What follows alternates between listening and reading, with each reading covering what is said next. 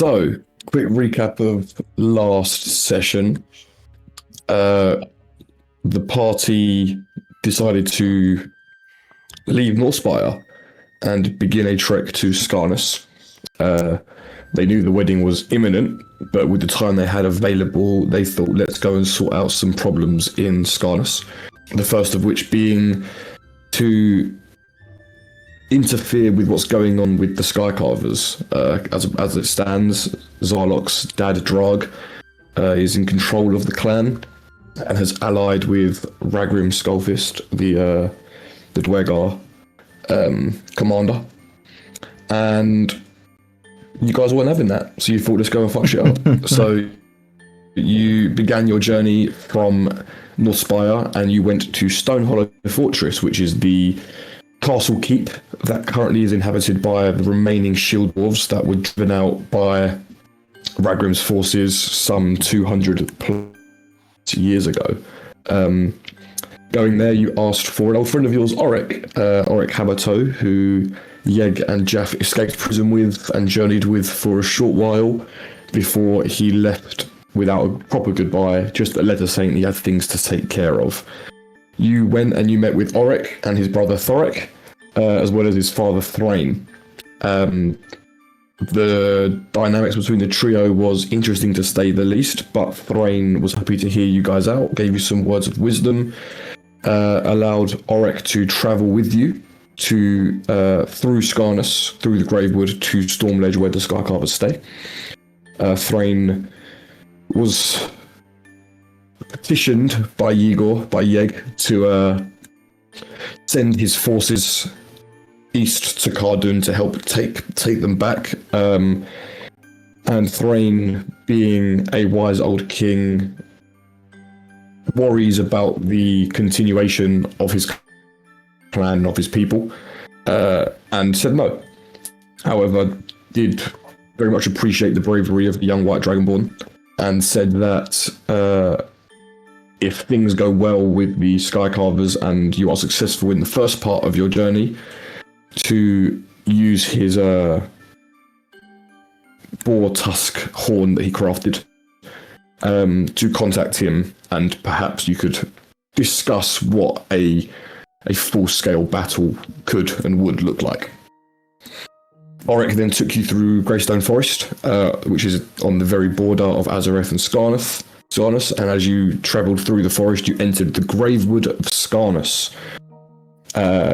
It was here in this misty, dead, petrified forest that you met the Warden of Thorns, who said that this forest was dying and implored you to help him. There was no time pressure put on this. He just seemed to think that you were a good bunch of people that perhaps could find clues as to why this Gravewood was dying.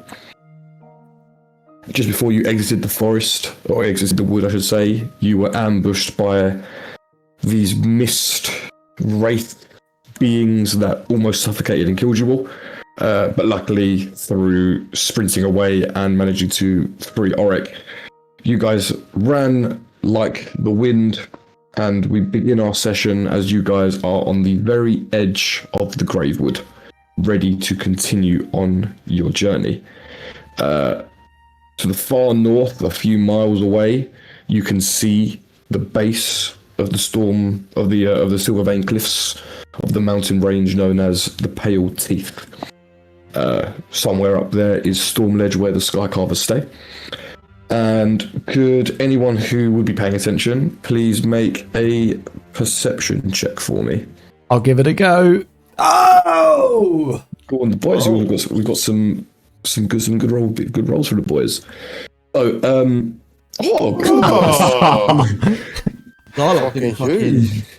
Zarlok's locked in. Zarlok's locked in. He's back home and he's locked in. So as you get to the edge of the Gravewood, the mist is sort of lapping at your heels, and you can now finally see Skarnus out in front of you. So to the north, you see the Pale Teeth Mountains. At the top, they are snow-capped and frost-covered, and you can see raging winds and blizzards as you look up. It's still a fair few miles away. It's probably half a day's travel to the base at least. But you can see that once you start that climb, it will be a blizzard and cold-filled journey. There is no standard paths. It will be very much difficult terrain on your journey up through the mountains. And obviously Zarlok will know better than most just how dangerous a journey up could be. To the east, you see small rock formations, canyons, crevices, etc., and also much more to the north. On your journey towards Stormledge, it's not a flat expanse of rock. There are canyons and crevices and small stone structures. But as you look, 1 second. Can we just get the map up quickly, just so. Oh, I really thought the map was up. Sorry, my bad. I'm looking at the map myself. So yeah, you guys are around about here, and you see on that 17 perception, Yeg and Zarlok, you see to the east of you, beyond some small sort of stone, like not quite mountains, but they're these like large rock formations. You see just the faintest traces of smoke. It's it's quite far away. It's not anywhere close to you, but there is signs of activity, movement, life, whatever you would say, to your direct east. As in, where are we on the map, and where would you say that smoke is coming from? You're somewhere around this portion of the grave, maybe a bit further south, actually, somewhere around here. So we could probably glean that it's Stormledge, that's where the smoke's coming from. Or Garrett. Stormledge is in the mountains. Sorry. Knows this. He literally lives at the top of one of the mountains of the Pale Teeth. This is coming from. Oh, I see. A more central place in Skarnus. I would like to turn to the group more kind of Zarlok and say, what's our plan? Do we want to head straight to Stormledge, or do you want to try and petition the they're the orcs that live in Ulgarak? The orcs live in Ulgarak, yeah. And you remember that Thrain told you that their leader was Gorvath the Bloodtusk. The more, as I say his name, I suddenly realise petitioning probably won't. Yeah. Should we just go to this? Bloodtusk sounds friendly. I don't think he... Yeah, and also, what's his name? Thrain said they probably can't be reasoned with because they're like built for purpose, which is kill. He did say that, didn't he? We do have to remember that Thrain is a massive pussy out. So. Okay. I think as well, if we go to Ulgarak and have sort of like the ability to say we beat the Sky Cleavers, it might be an easier sell than if we just rock up. Yeah. Is that what we're going to do? We're going to beat the Sky. We essentially need to sort out Zarlok's dad, so that's up to him. You know, I'm not speaking Basically, for him. I'm going to get there. I'm just going to challenge him straight away. Which is fine. Zarlok, and with that, we'll say, how about, because I may as well let you take the lead. If you win, they'll let the dwarves use it as a base, and at that point we'll call for Thrain. Bish bash bosh. How many days we got until the wedding? 6. Yeah, 6.5 days. 6.5. It's about midday at the moment. How long would it take us to get up to Stormledge, do we think? You think that you'll reach the mountain base at the evening, and then it will be a decision for you to either journey up the mountain through the night in the pitch black, or to wait till morning and you'll begin the climb. We are so pushed for time, Yian. You cheeky fucker. Well, yeah, we got to go Stormledge. Yeah, we can't dilly dally. I mean, Fred, Gil, Fred and Gil. Oh, sorry.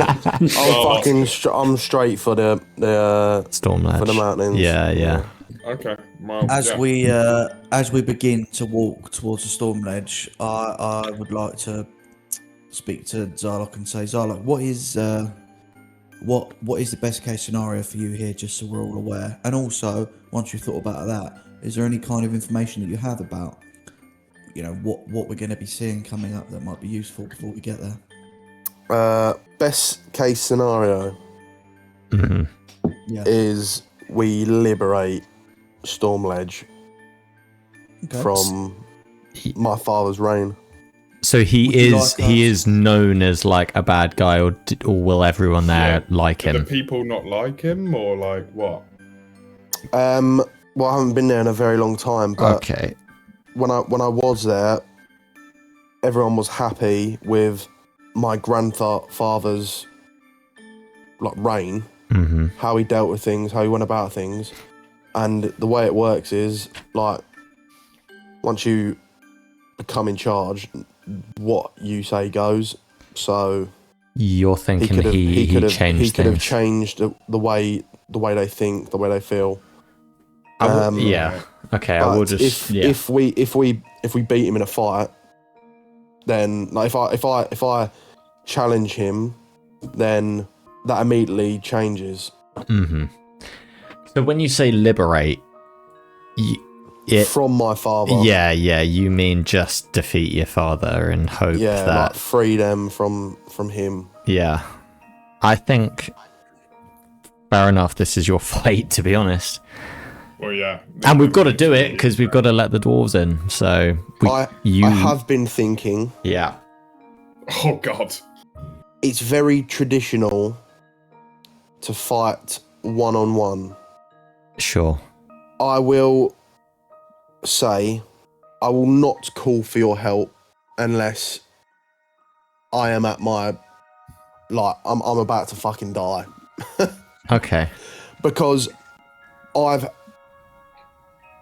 want to change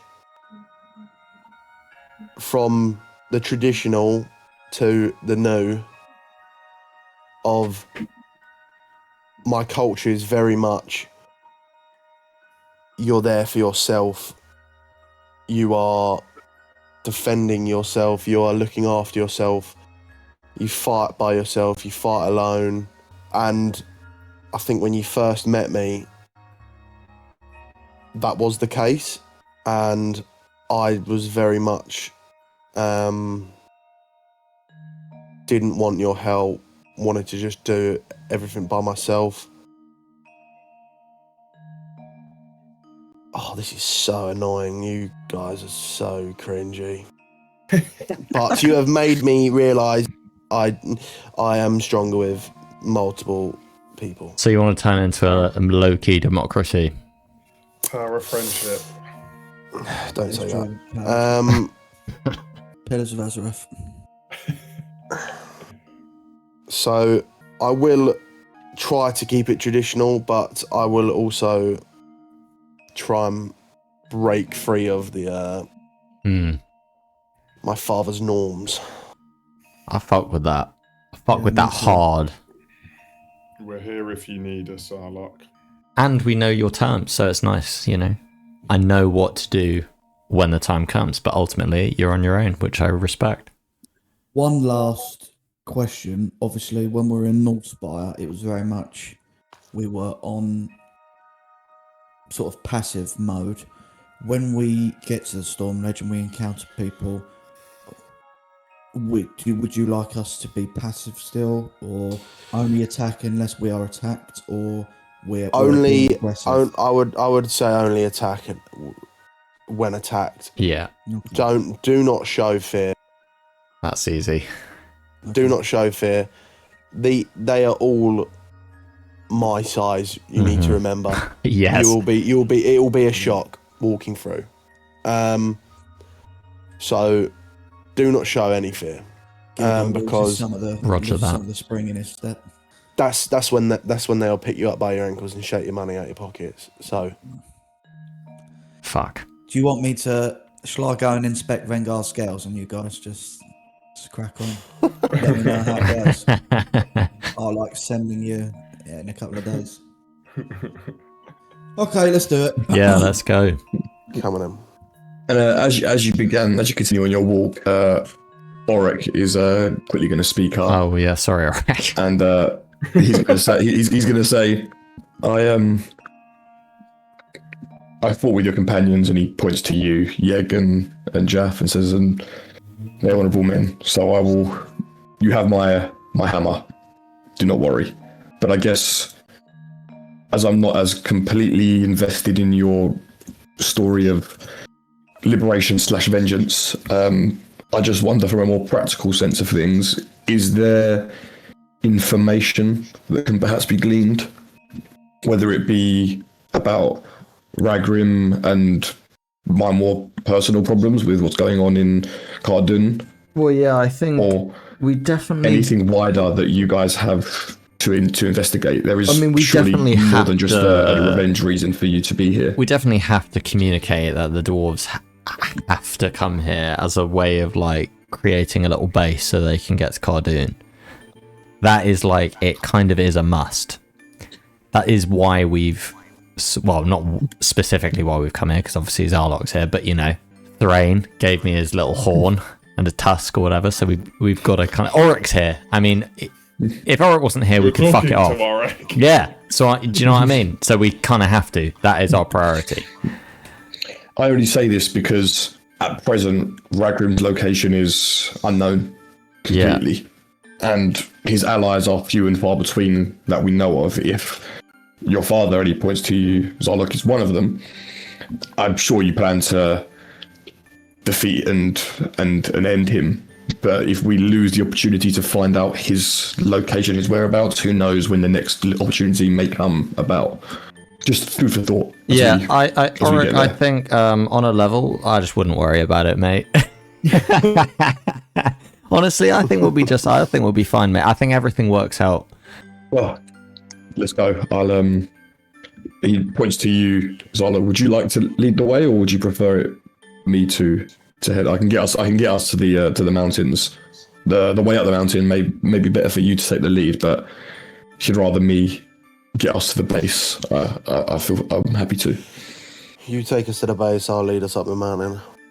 Gang shift. And he begins to take you northwards through this rocky terrain, and it is tiring, this journey, because you are walking, like you're scrambling up these little rock formations, and you have these descents down and these big canyon sides, and you end up getting to the point where you're walking through these rocky outcroppings with these just large, like almost cliffs on either side of you, as you are in these deep gouges in the earth is the best way I can describe it. There's a reason why the sky carvers are called what they are. It's almost like the rock formations in Skarnos has been carved, just jagged, is the best way to describe it. As you continue to journey through, I would need survival checks, and then I also need perception checks. Oh, would you? Yeah, no, that's... I would. Survival... Oh. Bloody hell, yeah, let's get all the good rolls out of the way. From your survival checks, I think Triple G, you and Yeg especially think about this from a very specific point of view. That as you're wandering through these canyons, they are perfect cover, but they're also a kill box. These are the perfect place for an ambush. And as you then start to look around and you see it's quiet. It's eerily quiet. Keep your wits about you, boys. Yeah, I think we should try and travel as high altitude as possible to stop us losing any advantage or finding ourselves ambushed. I don't really feel comfortable in these unfamiliar lands. We should be wary, as Yeg said. Do I know, Yian, would I know if there would be anything like around this area roughly that could like fuck us up? Yeah, no more necessary. You know that you're not too far from Urgarak, and you know half-orc parties would go out because there is no farmlands. There are no farmers that raise livestock. It is very much if people need to eat, people go out and they go and kill whatever they can. And you know that orcs and goblins are not picky. they will eat anything, humanoid or otherwise. So there would definitely be hunting parties and scavenging parties and scouting parties that are almost constantly going around these areas. Whether they are there to ambush travelers or to just find a beast to slaughter for the night and have enough food to get them through the rest of the week. It could be either or. Okay, well, I'm gonna explain that to like the party and just say like, watch out. These are not friendly lands. Be eaten. As you continue through this small canyon, you can see that there is a way. You can see in the distance, probably a couple of 100 feet away. There's probably a way to get back up higher. It would be some difficult terrain, definitely slow you down, but it is doable. If you are aiming towards that, would you aim towards that stealthily, or would you be trying to get there as quick as possible? I'll be honest. I know we have a time constraint, but like, It's best we don't get eaten on the way. Speeding, yeah, like It'll be no like, good getting I to don't your know. dad if we're already battle weary by the time we get there. So let's play the patient game. We've got time. In that case, could I have stealth Me checks myself, from the I'm not party? worried. Oh, here we go. Oh my god, he announced it as well. Definitely not worried. Yegs, mate, he's Zarlok- made for the you cold know, as well, you know. just like that. Mhm. Need that Zarlok stealth check expeditiously. No, he's done. I didn't even see. Where the fuck was that? He's 15. plus one. Jesus Christ! Has Zarlok got a +2 to his stealth? What? He's got a decent dex. He's got a decent dex. Fuck off! Zarlok is such an underrated hero, has to be said.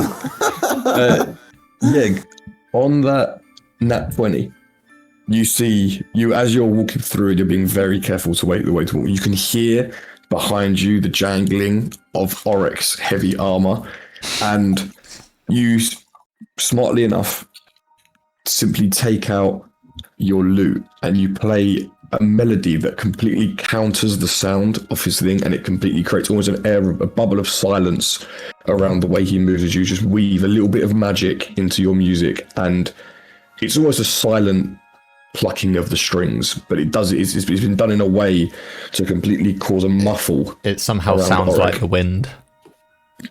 It's almost exactly like wind chimes, and you guys manage to make your way up through the path, I guess, to the left.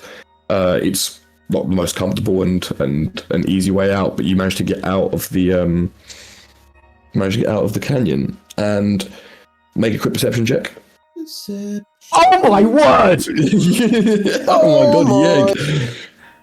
That's unbelievable. Back at 20s. Yeah, Crazy. Yeg, as you're wandering up and clambering yourself out, you look slightly further on down where the canyon is, and you just see, hiding behind a rock, a goblin holding a crossbow, looking patiently down to where you probably would have walked if you'd carried on another.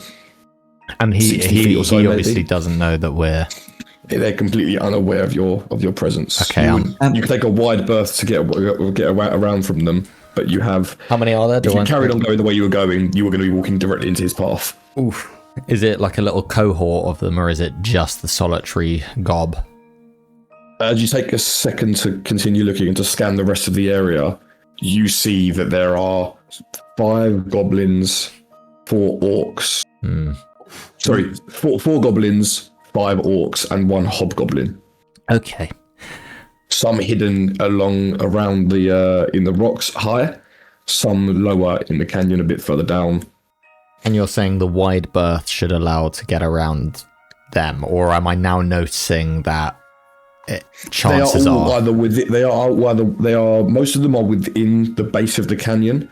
There are a few that are on the higher ledges to the side, so a wide berth should keep you covered, provided that you use we do okay. caution and you roll well on your stealth checks. But I will say, because of your nat 20 perception, you will give everyone advantage because you have exact noticing of where everyone is. Okay, right. I'm gonna gesture to everyone. Fist up, military style. I'm like, hey guys, stop. And then I say that out loud. I'm like, guys, we need to take a wide berth here. I'm seeing some things we don't want to fuck with.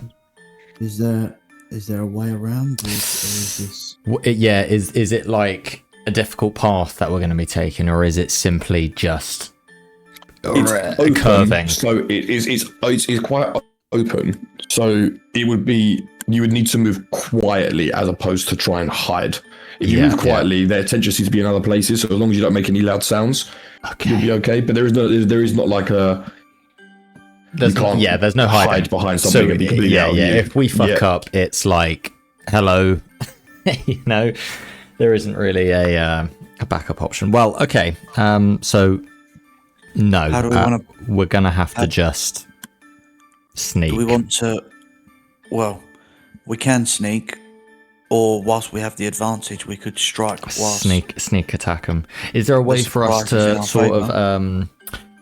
of how you can do, you get the guy on the right, I get the guy on the left. Can we somehow get in 5 positions to take out, the guys that we can see, maybe not the hobgoblin, obviously, probably, but ones we can possibly take. Is there any advantageous position that we can take? That's what I'm maybe trying to get at. Very much so. Again, you would, as long as you're quiet in getting to those positions. Yeah. Okay. Then by the 100% you can have a sort of put yourself in a positions of power. Okay. I'm feeling that maybe this is what we have to do. And we ambush the ambushers. I think we would learn much information if we managed to win this combat and keep one of them alive as well. That's actually a really good idea. That is a good idea. Okay. On a scale of 1 to 10, how confident are we? About a 9? 9. Yeah, feeling that. Okay, respect. Okay, let's try and find some advantageous positions. I suppose we have that advantage on stealth to get to those positions in the hope. Yes, you all have advantage on a stealth check to get to those positions. I'm also going to I'll bring up the map of the ambush that you ruined, so you can choose where you guys want to go to. Welcome to D&D, motherfucker. The outer region that isn't part of the map, that is the same high ground level as these rocky pillars. Let's call them. That's the level that you guys are currently at. The area where the hobgoblin captain is and these guys are, that is at a lower level.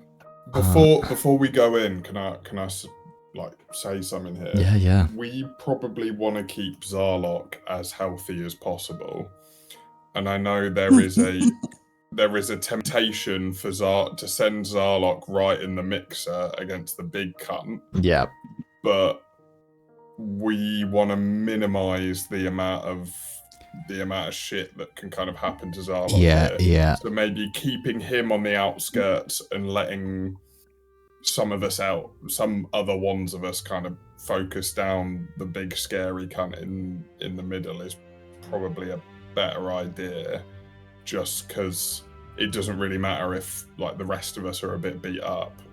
Zarlok is the most important one at this current moment. Yeah. Do we have any health, healing? I've got a couple of healing words I can do, and I've got a prayer of healing. As a paladin also has some healing stuff, but also you're going to reach the base of the mountain by nightfall, so there is a chance for a long rest in between. Okay. Whatever happens now and that's bumped my confidence to a 9.2. All right. I think I'm gonna have to sneak behind someone that is who's got eyes on. Are we still going? Are we still going? Me not fighting properly, or are we still No. You can do what you want. I think it is just a keep the thought in your mind that. Well, actually, if we can long rest, I suppose the point is, if you want to be in the mixer. I think we lead with maximum aggression. I think if we hit them hard and swift, then this won't take very long. And if we arrive at the base of the mountain by nightfall, then We can we have the sort opportunity to ourselves rest out. there anyway. Yeah. Shit. Yeah, I'm swayed. I plan to go in hard and fast. Okay, so- I'm actually. Are you gonna attempt to fireball and catch a lot of them in it? I may have already sized that up, yes. Let me cast. I can upcast Bane first and give them like a -4 to their saving. I throws as well. also have fireball. Well, you two. First things first, make all of your stealth checks to get into position. Okay, and yeah. then you guys can let's see have how your surprise bad we round. I'm fucked just it. saying. I'm Did just you say saying. these guys are raised up? Yeah. Sort of the guys on the edge. Yeah. So sorry. would you have to make something another roll to get to?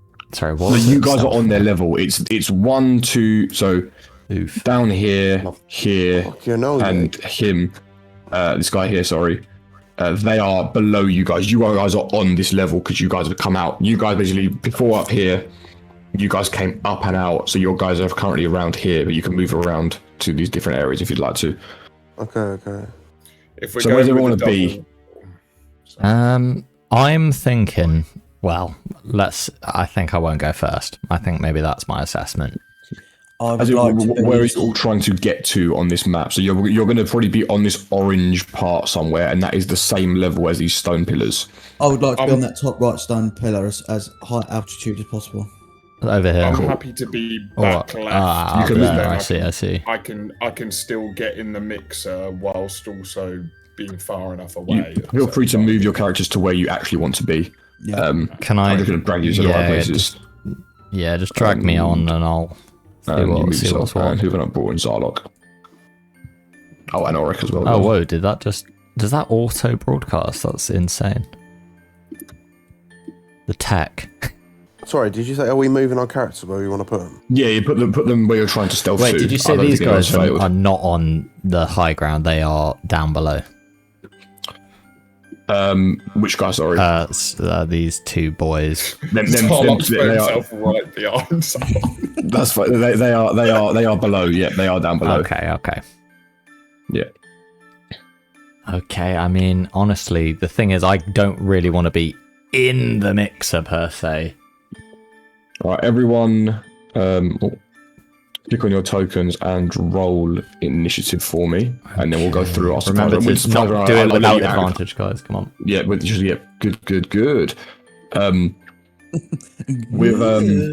With the first surprise round, I'll let you act in any order, but they're just for the next round, so we have initiative ready. So 2, 3, 4, 5, 6. Probably an ideal order to act in. Yeah, probably.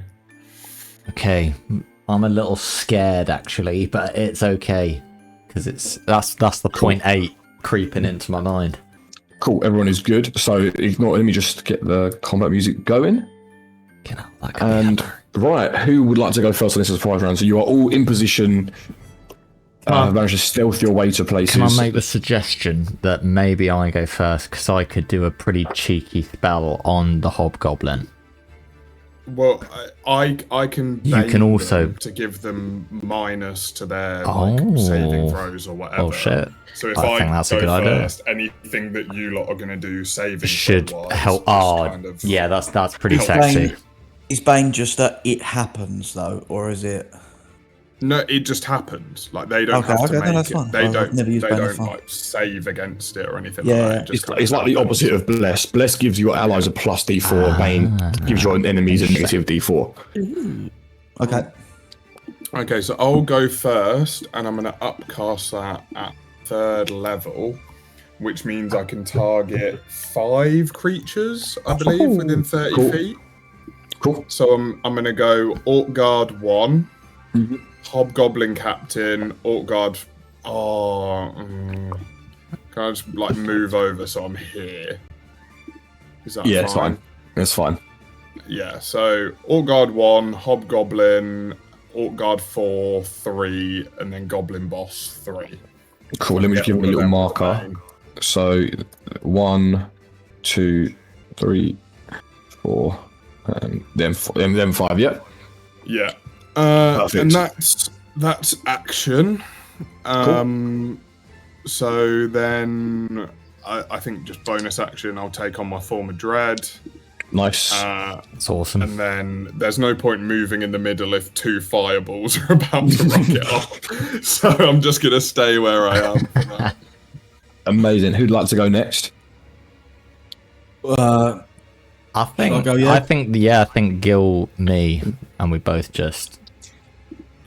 As I lean over the edge of the pillar that I find myself on, I take my pointing finger and drag it along the rock face to sort of like arcane magically catch my finger alight, and then start spinning my finger as fast as possible as the fire builds, and then fling it down into the middle of them, and I'm going to upcast fireball at 4th level. Right in the middle. So just tell me who's getting captured in that. Hang on a minute. Let me get the bubble back out. This is gonna fucking eat the lot of them. So that is. Do you want to move? You Do you want to move it? Yeah. So Jaff doesn't get hit. Oh, it hits me either. But could I, It's fine, after I cast they're- Bane, can I take my movement to move 1 square back or something Yeah, like that? that's completely fine. I wouldn't even think with the height you'd be okay anyway. But yeah, perfect. So Oh shit! what? All of them guys, yeah, and they've got to make a dexterity saving throw. Hang on. Cool. So it's 30 points of damage if they fail. So group check, dex, the DC. Actually, I'm not going to do this macro. I'll just do it anyway. But The double fireball strat is crazy. It's. I've got all the ones in there. can you cast your? Can you roll your bane for me? I'll just rather take it off their save. I'll add it to the DC because I can do it with this macro. Just roll a d4, yeah? Yeah, roll a d4. So it's now DC. It becomes a DC 19. No, sorry, DC 20. DC 20. Basically. Oh DC my 20. goodness! Come on, orcs. And the damage is 30. Damage on save. Couple of less ones. This would have won. No one No lost. saved. That's So they awesome. all take 30 damage. So fire damage. Nicely And done, immediately your fireball flies into the mixer. So, I love that. So Jack, you run to the rock face, and you say some words. Sorry, I've in drawn this, an like, ellipsis. Sorry. in this undead like demon speak in a sense, and these smoky tendrils just fly out of your mouth. me. They just snake their way through the air, and they just wrap themselves like just around the back of the neck of each of the goblins and the orcs. And as the moment Sorry. Gil strikes his finger like a match along the stone face, flings a fireball into the center, and blows up 5 of the enemies, and then damaging the captain and the chief of both the goblins and the orcs. That is outrageous. The fire absolutely shudders the rock faces. Start like the small little stones start to fall down the sides of some of these like pillars, and as the rest of the goblins and orcs take their time to get used to what's going on, Yeg and Zarlok, before one of you would like to act, feel free. Yeah, I'm gonna do fireball. I think. Okay, they are still baned. So are Excellent you aiming in the same area? So I think, I think I'm gonna slightly change just so I can catch. Maybe wait, let me. Oh god, my brain. Who do we want to keep alive? Yeah, we've got to keep someone alive. Who do we want to I keep? feel alive? like the goblin boss next to Zarlok because he can just. Yeah, fucking yeah. tap Okay, and so I could probably beat the fuck out aim of it. down here and try and avoid. Oh yeah, look, I'll say already. Blow Yeah. or cut. I think where I am now, so that spot, so I get all them 3. Orc Okay. Chief 1, Orc Guard 2, and Goblin Boss 2. All right, make your cast your spell and tell me your DC and stuff. I have 1 4th level slot, so I may as well. Is that right? That looks right. Why would Roll20 have added it? You know, bosh.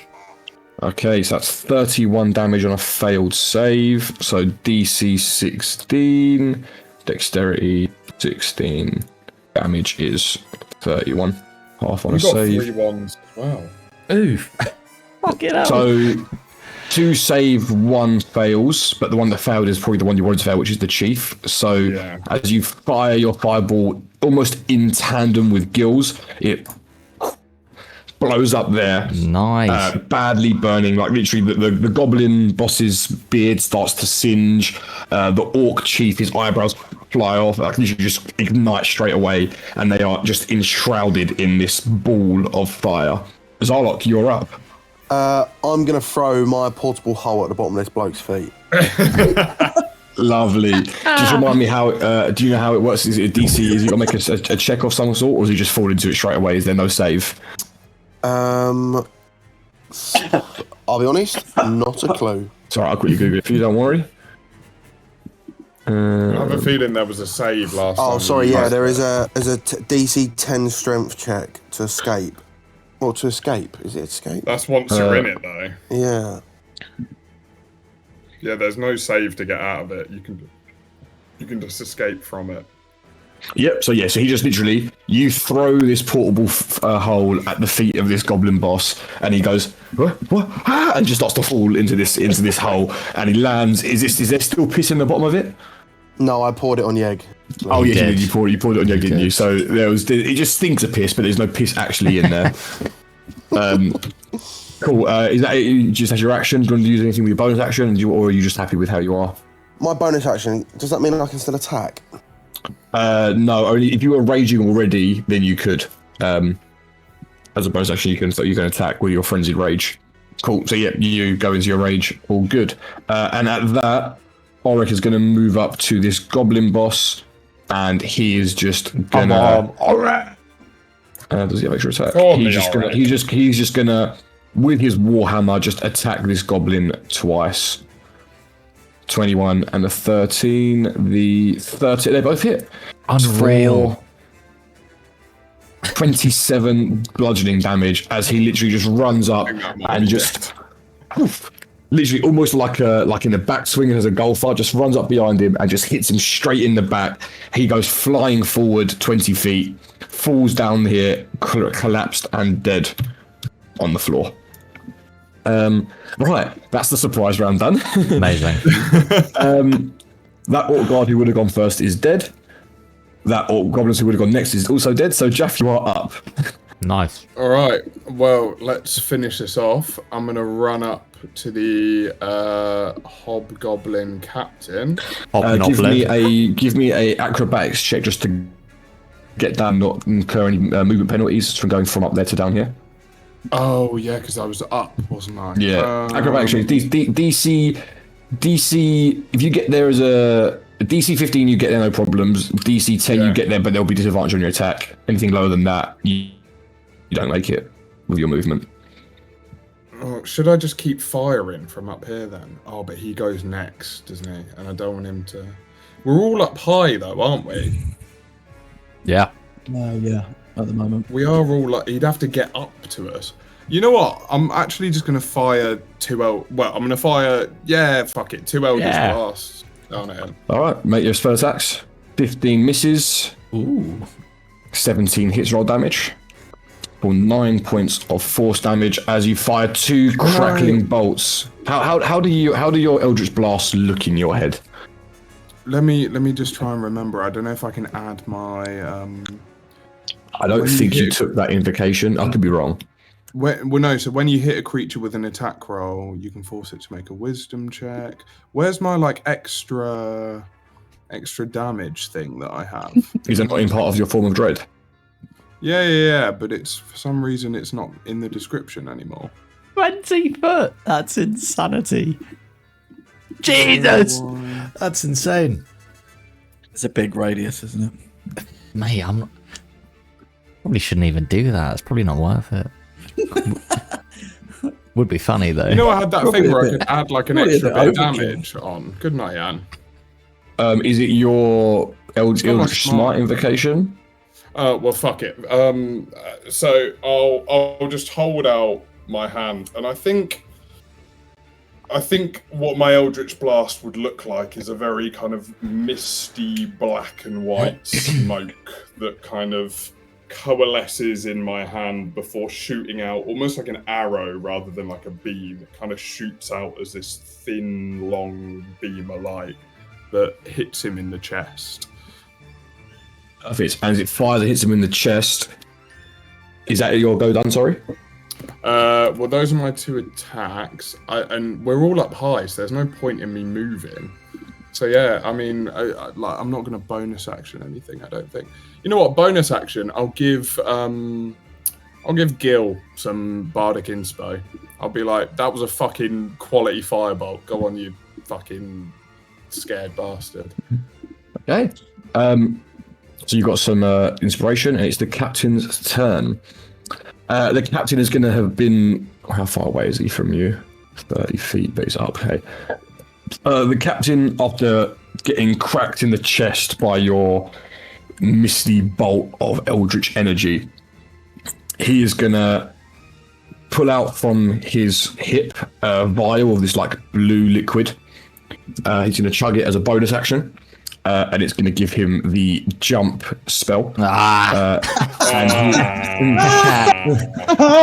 he is going to just bend his knees and just jump all the way from here up to next to you. Come on then, you big bastard. I should have made him make that fucking frightened, Ralph. And he's going to try and attack you with his greatsword. He gets 2 attacks. Yeah. The first one is a 16. Armor class 16. That's a hit. And the second one misses. How did he roll a 6? He's useless. Because it's a number on the dice. It's That's fucking awful. Because he's a Nepo captain. That's Okay, why. you take 8 points of slashing damage and 3 points of poison damage as his first strike with the greatsword scratches down your midriff, and some of the poison just begins to leak into your undead form. But as you go to do it again, you manage to just dart back in time. I've also just fucking read that the hobgoblin captain has an aura of authority when given all of his allies 10 an advantage on their saving throw, but it's too late now. My bad. That is the hobgoblin captain's go. Gildor, you're up. I see. I think originally I was looking further towards where the Orc Chief and Orc Guard 2 were near Orek, but seeing the Hobgoblin Captain sort of find his bearings and jump closer to Jean-Pierre, I will turn my attention to the Hobgoblin Captain and cast Tasha's Mind Whip on him, which I think looks more like... I think I sort of like... where there's such a range distance between us and he is so small in my periphery, I think I just cup my hands over him, like some sort of like almost in the shape of like a conch shell, and whisper into my hands, "You're mine." Cast Tasha's Mind Whip on him. Okay, so it's an intelligence saving throw. Okay, hobgoblin captain. He's got about 3 brain cells, so... Yeah, surely this he gets a +1. How? Which isn't enough. So that is 3d6 psychic damage. Roll it as that's 9 points of psychic damage. Is that it? You rolled a 6, a 2, and a 1. Yeah, you rolled pretty bad. I'm actually gonna use my once a day meta magic option. Okay. To empower spell. When rolling damage for a spell, you can reroll a number of dice up to my intelligence modifier. Whoa. My intelligence modifier is like insane. It's 4, so I get to reroll all of those. Do you want to keep the 6? We'll keep the 6, sure. I'll keep the 6, but I'll reroll. So you roll another 2d6, yeah. Okay, so that makes a total of 12. So you clap your hands together like a conch shell and whisper this force of just psychic weave energy that just transmits almost instantaneously across the battlefield, and you just see the hobgoblin captain just drop his like greatsword hand slightly down, and his hand just goes to his head as he writhes in agony in his head, and he cannot take a reaction in his next turn, and he can only choose whether he can move, an action or a bonus action. Only gets one of those 3. Perfect. Hell yeah. Oh yeah, sorry. Anything else you want to do? I think I've got him next turn, so if you want to do anything, maybe target. Yeah, no, I'm not going to waste. I'm not going to waste any more. I'm just going to bonus action shout out Octus Deconis for making me a better wizard at this game. So, Cool. He's dead. He's dead. this guard, he is going to make an athletics check to try and clamber up towards Auric. He's been climbing recently. And he fails, so he tries to clamber up. He only manages to get to about here before he can't get up the next level. Sorry, I'll put him to here, actually. He only gets up to there before his hand just slick with blood and just burnt from the fireball. Just can't possibly quite drag himself up to where he needs to get to. Fucking loser. It's the Orc Chief's go. He is going to use his bonus action, aggressive, to move up to his speed towards a hostile creature. Ooh. And he's going to try and clamber up towards you, Yeg. He can try. So he will also need to make an athletics check to get up there. And he gets up there. Fair enough. So he manages to clamber up to where you are. And with his action, he makes 2 melee attacks. He is going to hit you both with his heavy scimitar. So he's going to go once for a level which I believe misses. An 18. That hits. That hits. Would you like to use your once a day amulet of shielding to cast shield? Shit! Thank you. I was literally. That's the first and only time I'm going to remind you about it. Because I know you forgot it, but now I remind you. You remember that I reminded you once, and that's it. I appreciate that. Yes, So that gives you absolutely. +5 to your AC, and that gives it until the end of your next turn. So I believe that that's now a miss. So as the first swing, you just manage to like shriek a little bit and dive out of the way. The second one comes down just about as the scimitar's about to make contact, literally directly into your face. I feel like with you, it comes out like almost like a burst of like musical energy that just parries the scimitar away. A physical form of a musical note just gets in the way. Just gets in the way and it bounces back, and it's a beautiful like humming sound as the metal clashes with energy of magical energy, and it flies back, and he just stumbles back a few feet, gritting and not being very happy with what's going on You right can now. just look at me for a few minutes. Zarlok, is your go. You have a goblin boss captured inside a portable hole at your feet. What else would you like to do? I'm gonna fold it up and put it in my pocket. You fold up the hole and it goes in your pocket. And the goblin boss is... And then I'm gonna run as fast as I can and sprint and do a diving belly flop onto this bloke here. You dolphin dive onto him. Are you going just like pure, like just diving I'm physical going mass, or like- are you almost using the sword as like a I'm unicorn's horn? people's elbow from the top. Okay, cool. I'll say with the fact that you're going to have gravity working on your favor, you could either choose to have advantage on the attack, or if you do hit, I'll give you max damage, but only one of those. You can choose which one you want. You either get advantage on the attack, or you can do max damage. It's got to be fucking max It's damage. gotta be. People's elbow, innit? All right, cool. Make a brass knuckles attack for me. There was no Can he choice there. Really. reckless attack as well? It doesn't matter. A 16. It doesn't matter. Oh no, a 16 misses. But if you want a reckless attack, you can. Yeah, it does feel pretty reckless to just launch off of a claim. what does a reckless attack give me again? It gives me. You get advantage, but then advantage. they get advantage on you back. That There's yeah. like 2 of them left. Like, As you dive off, trying to people's elbow I with a bardic brass inspire knuckle. him as he's flying through the air. in the background, you. I am. Da-da-da-da-da. I am. As you fly forwards, he just manages to roll out of the way, and your knuckles go straight into the wall, and there's a big fist-sized hole into the wall. You will take 6 points of fall damage as you clatter into the wall. Reduced to 3 because you are raging, so it only becomes 3. He's dead.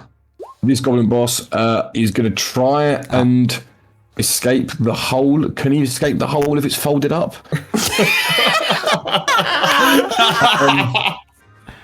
That's one of life's great questions. That honestly, one of Jan's worst decisions ever was giving Zarlok the portable. My dad is going straight in it. I'm gonna rule that you can try, but it's with disadvantage. Okay. So it's a disadvantage on his strength check. Disadvantage strength. The 10 is enough. So I'm going to say he just manages to poke his head out in between the folds, and it's really this weird thing where, like, there's no space for a goblin to come out of this hole, so he just like sort of pops out, and he lands next to you. He's going to then use his bonus action, Nimble Escape, to disengage. And he is going to then make a athletics check to clamber down away from you. That's with disadvantage, sorry. Oh. Wait, where actually are they now? They popped out next to Zarlok here.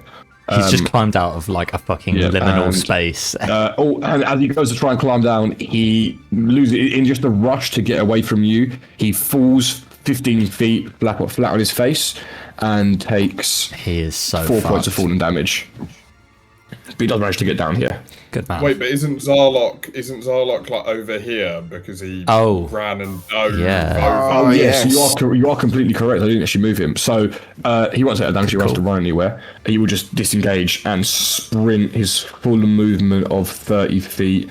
Where is he even trying? He's going to try and escape. He's going to just try and fucking go. This is a Does that really give good me one. an opportunity of attack? No, because he uses Nimble Escape, which means he can disengage. His mind's going to get sucked. Yegis, your go. You have an orc chief directly in front of you. Yeah, that's pretty unfortunate because I'd like to keep the goblin boss around, but you know, I'm gonna have to do something about this fucking guy. So yeah, I'm gonna do that. I'm gonna cast. Which one am I casting here? 10-foot radius sphere. Oh, I never rolled initiative for Auric. That's so bad of me. So when's Auric been going? Just at the end? Well, this is the first. Actually, this is actually the only first proper round. So I'll put it in wherever he like, because the first one he done his surprise round and that was it. I'll put him at the end and he'll go in his normal place next go onwards. Right. So where my point is, I'm gonna cast Shatter, which is epic, right? And I'm fucking level 2. Could you remind me of the spell, Yeah, please? so That's fine. a creature takes 3d8 thunder damage on a failed save, or half as much on a successful one. Okay, Does he- DC 16 con save. Yeah. So he fails, so he takes 9 points of damage. Yeah.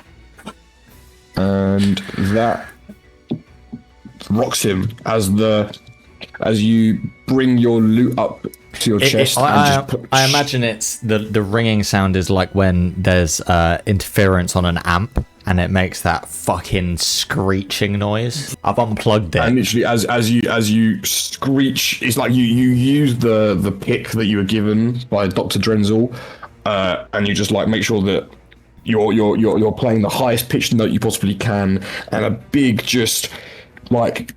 You know when like a guitar man like they have that power stance from School of Rock, and he just brings his hand down. You bring your hand down, and just it just shatters. This energy just shatters forward. This wave of sound energy hits the orc chief square in the chest, dealing some damage. I have no good bonus action stuff. That sucks. Orc god 3. But he's dead, so I'll just let Auric go now. Let's have a look. What can Auric do here? Auric is just going to.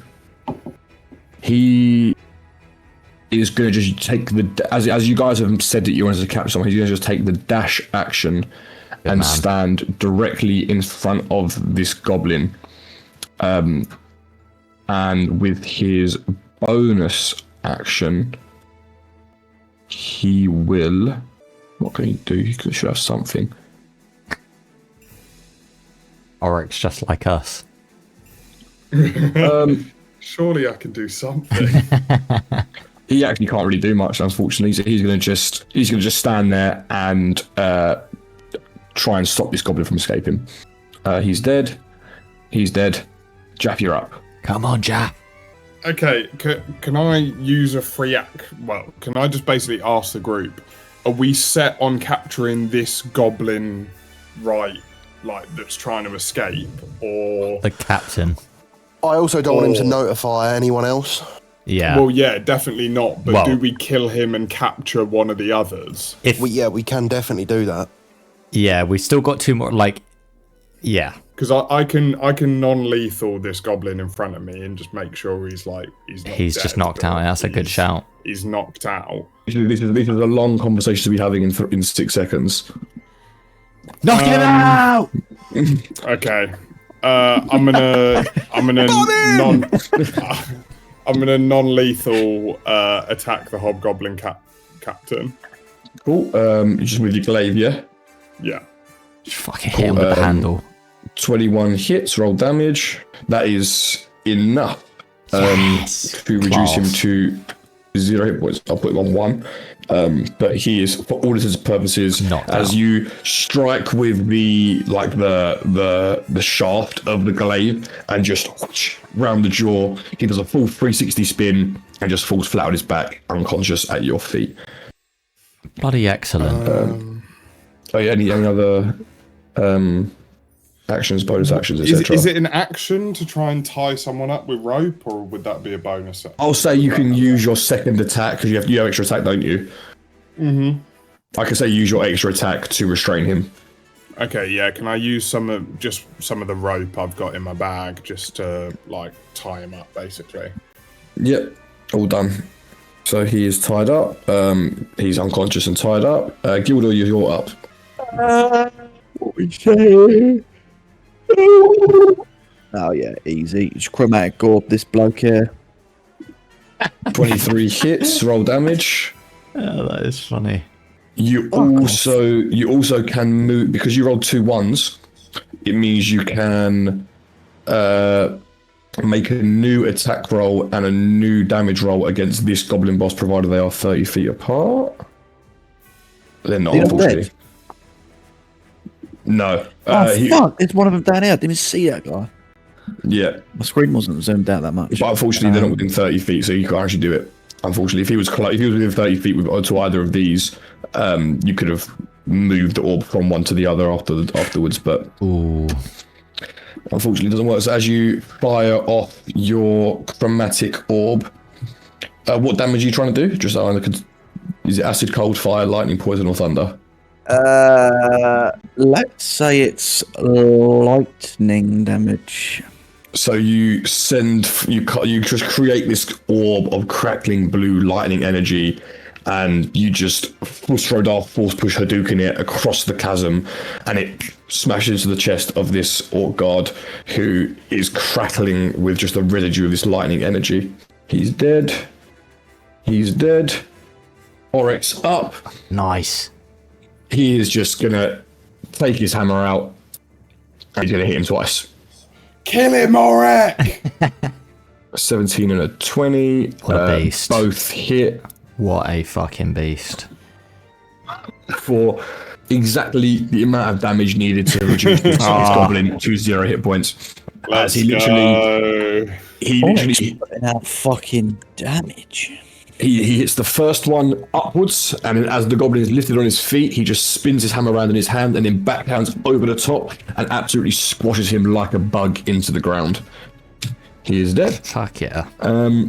It's the guard by Zarlok's go that just rolled out of the way of being two-handed Superman punch from the top of the ropes.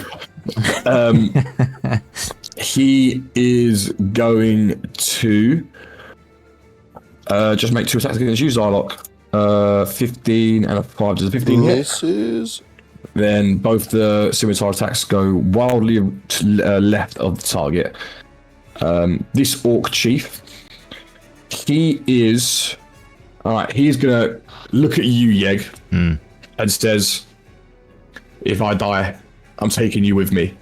And he's going to use his first attack to try and grapple you. So it's going to be an opposed athletics check. Oh, here we go. No. Don't even worry about it. Orc chief. So you got to beat a 10. You can beat a 10 with that Yeg athletics can check. beat a 10. You do. So as he tries to grapple onto you, you just, as his weight comes over towards you, you just roll him with the weight and manage to move him to And just the in side of you. Orcish, I'm going to say, back. Make an insight check for me. Insight. He was genuinely hurt by that. He says, no, it's I promise you, I'm bulking. It's not fair. I'm bulking. I promise you, I'm bulking. And then with his second attack, he is Probably gonna kill me now. He's going to try and bash you with his shield. Yeah, he'll do me in. So, and he gets a nat 1. So as he goes to bash you with the shield, just from that calling him fat comment, he doesn't realise that he's like not really got a proper grip on his shield, and as he goes to forward, the shield just flies in front of him, off of his arm. It just bounces harmlessly, clatters on the floor by your feet, and you both sort of look at it and look at each other, and he's like, "It's not been a good day for me." Zarlok, you're up. And he's lost his shield. Zarlok, you're up. I don't even think you need to roll at this point because you're gonna fucking murder this guy. But feel free. Non-lethal. Nice. Non-lethal. Minimum damage will do it to absolutely knock him prone to the floor as you like stand up and dust yourself off after like flying from the top ropes. He looks to you, sees the brass knuckles coming to his face, and you just chin him right in the jaw, and he just crumples to the floor, collapsed. Hang on. Dead. Yeg, what do you want to do with this fat orc chief that is standing opposite you? I think I'm gonna have to hit him with the old long sword, and I'll do a little. Ooh. I've got to. I mean, I've got to try and make sure he actually goes down. Unfortunately, so I'll two-handed fucking stab him. Bosh. 17 misses. No. 17 misses. That's so unfortunate. 17 misses the orc chief, unfortunately. That is sad. As you go to slice at him, he very nimbly dodges out the way, and as he stands up right, he goes, "I'm not so fat now, am I?" Any bonus action, or are you done? I feel like I don't even have any bonus actions, which sucks. I don't think you have been barring inspiring people, but at this point, there's not really a point, is there? Yeah, no. Then no. Jaff, you're up. Can I get an angle on this orc chief? Can I go the other side of? Yeah, at that point you'll get an angle. You'll get a good angle at him. Yeah, fuck it. Let's fire 2 Eldritch Blasts at him. Roll to Let's hit. just fucking 23 get him. hits, 15 misses. I realised in my form of dread I can re-roll my damage dice once per turn again. That's what That's it was. Re-roll it for me then if you want to. Ooh. And that is enough as 11 points of damage. Sorry. That's enough anyway. As your crackling bolt fires through, it hits him square in the chest, and he just crumples to the side and falls down the cliffside, dead. Nice. I hold up my you know when like footballers when they're looking back and they like raise their thumb in the air, say thanks. That's what I. Cheers, Jaff. Okay, and with that we exit initiative. You have captured. You have one unconscious orc guard and one unconscious and tied up hobgoblin captain. Nice. Let's bring him down into the middle, I reckon. We're gonna just clear up the battlefield. Fucking hell, guys. Imagine if we were all on the back foot. That would just be fucking tragic, wouldn't it? I'm gonna start slapping the captain awake at this point. I want to slap this cunt awake as well. You slap them both awake, and they spit blood back at you. Do goblins No, speak kiss, goblin? Or kiss. Just start kissing. Kiss or else. The hobgoblin captain replies back in common, but the orc guard speaks orcish. Okay, I can translate for that weirdo. He called you basically the most disgusting slurs in orcish possible. I'm not going to repeat those. Repeat them. All right, So you I'm red gonna cunt. fart in the captain's mouth. Jesus, we actually do need to get. God, just We're on a time. God, just We're torture on a- them. Red. Yeah, we're Red on the cunt. time. You need to know about just think quickly. Just Uridak think. or whatever. How long do you reckon it would have taken Zarlok to fart? He's got them locked and loaded. All right, red cunt. You're clearly the boss. We want to know about Ragrim. fuck, the maps. The map's not in the handouts. I was gonna say the orcish town nearby. Oh, Ugrak. Urgarak. We want to know about Urgarak. What's going on there? He spits in your face and says, I'm a hobgoblin. Why would I know about what's going on with the orcs? Ah, true. I did think that. Tell us what's going on at Scritch Hollow. Slap jab on the back of the slap jab on the back of the head. You fucking idiot! Screech hollow. Well, Casual. he was with orcs. He was with orcs, wasn't True, yeah. We apologise for the casual racism. We're not from here. he? Our borders are very strict. Where You're not are you from then? Scritch Hollow. They're from Make Scritch Hollow. make an intimidation check. Wait, Yian. Actually, I'll say at this point, Auric is getting sick and tired of everyone's fair. bullshit. Alright. Not your off, bullshit. Auric. No, not your, but as in their bullshit. Oh, As in Sorry, Auric. Alright. And he is going to cast Zone of Truth. good. Yeah. Good old Zone of Truth. Yeah. They will make their charisma saving throws, but neither of them are extremely charismatic. Sorry, Yian. Can we get the map back up? The battle map. The battle map, sorry, yeah. Can't speak a deliberate lie. Oh god, yeah. Oh god, sorry. Fail. And the Hobgoblin Captain passes. Actually, Do I I'm gonna know- give him my 11 important. Then he fails. Oh, both of that them- is both of them- amazing. both of them cannot speak a deliberate lie in the radius now. Do you know where Ragrim is? He's in the deep. Fuck. The Underdark. Where is the deep? Is the deep the Underdark? Yes. Is the way to get to the Underdark in the middle of Skarnus. Through the ruins of Adamantskar, through the holes, through the chasm, the shield doors are opened. That is one way into the Underdark. Who is Who's- down there who's- with him? His army, his lieutenants, and many, many more. Even I don't know the true. Cardoon is being held by a small garrison of forces. Some Orcish, some Goblin, some Dweger. But the majority of his forces lie in the deep, as far as I'm aware. Are the Deep and Cardoon connected geographically? Not that I know of. Why were you waiting here? Who put you here, or was this is this routine for you? This was routine. However, we had been sent word that enemies of the Children of Darkness had left North Spire Who and by? to be on high alert. From my captain, Skritnik the Many. Skritnik the Many. That's a shit name. That's a fucking What? shit name. Where's Skritnik the Many? He is at Scritch Hollow. You remember Skritnik the Many was the goblin leader. Ah. Just so you know, When you- Skritnik's getting it when I see him.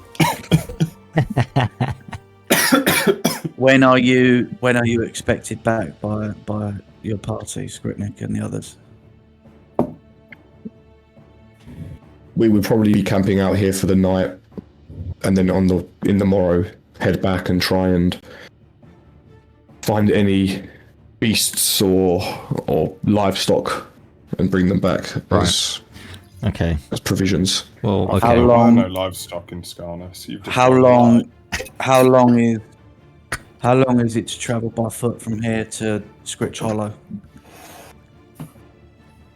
On foot, a day or two. We've got a couple of days. before Yeah, We have- yeah, so that's we fine. have, So they won't miss you. We have till tomorrow night probably until they realise something might have happened. Do you know what lies ahead as we journey to the Stormledge. Pale Teeth? Oh, yeah. Are they allied with? That's a good question. The Pale Teeth is full of many dangers. The Sky Carvers, giants, perhaps even the occasional white dragon. Ooh. Them sky carvers is Ragrim and your lot. Are they mates? Like, what's going on? We are all one. We are all part of the Children of Darkness. We are all followers of Ragrim. Sounds culty, if you ask me. We're all getting fucking murked. This Alt God is just sat here. Have you ever been to the dragon's scales, Rhaenyra's scales? Whatever they're Yes. called? Good question. Only to hunt. What is there? It's a place of mysticism, of magic, of power, and that means the beasts there are strong, and the battle is tough, and the rewards are plentiful. What kind of beasts are there? Yeah, that's what I was going to ask. I have fought many things there. Or can you Me be and more Mike- specific? Can you give me a chance?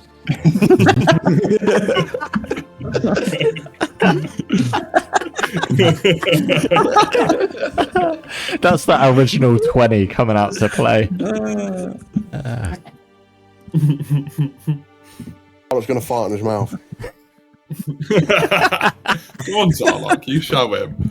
Surely you got to give Constitution saving throw to see if you shit yourself.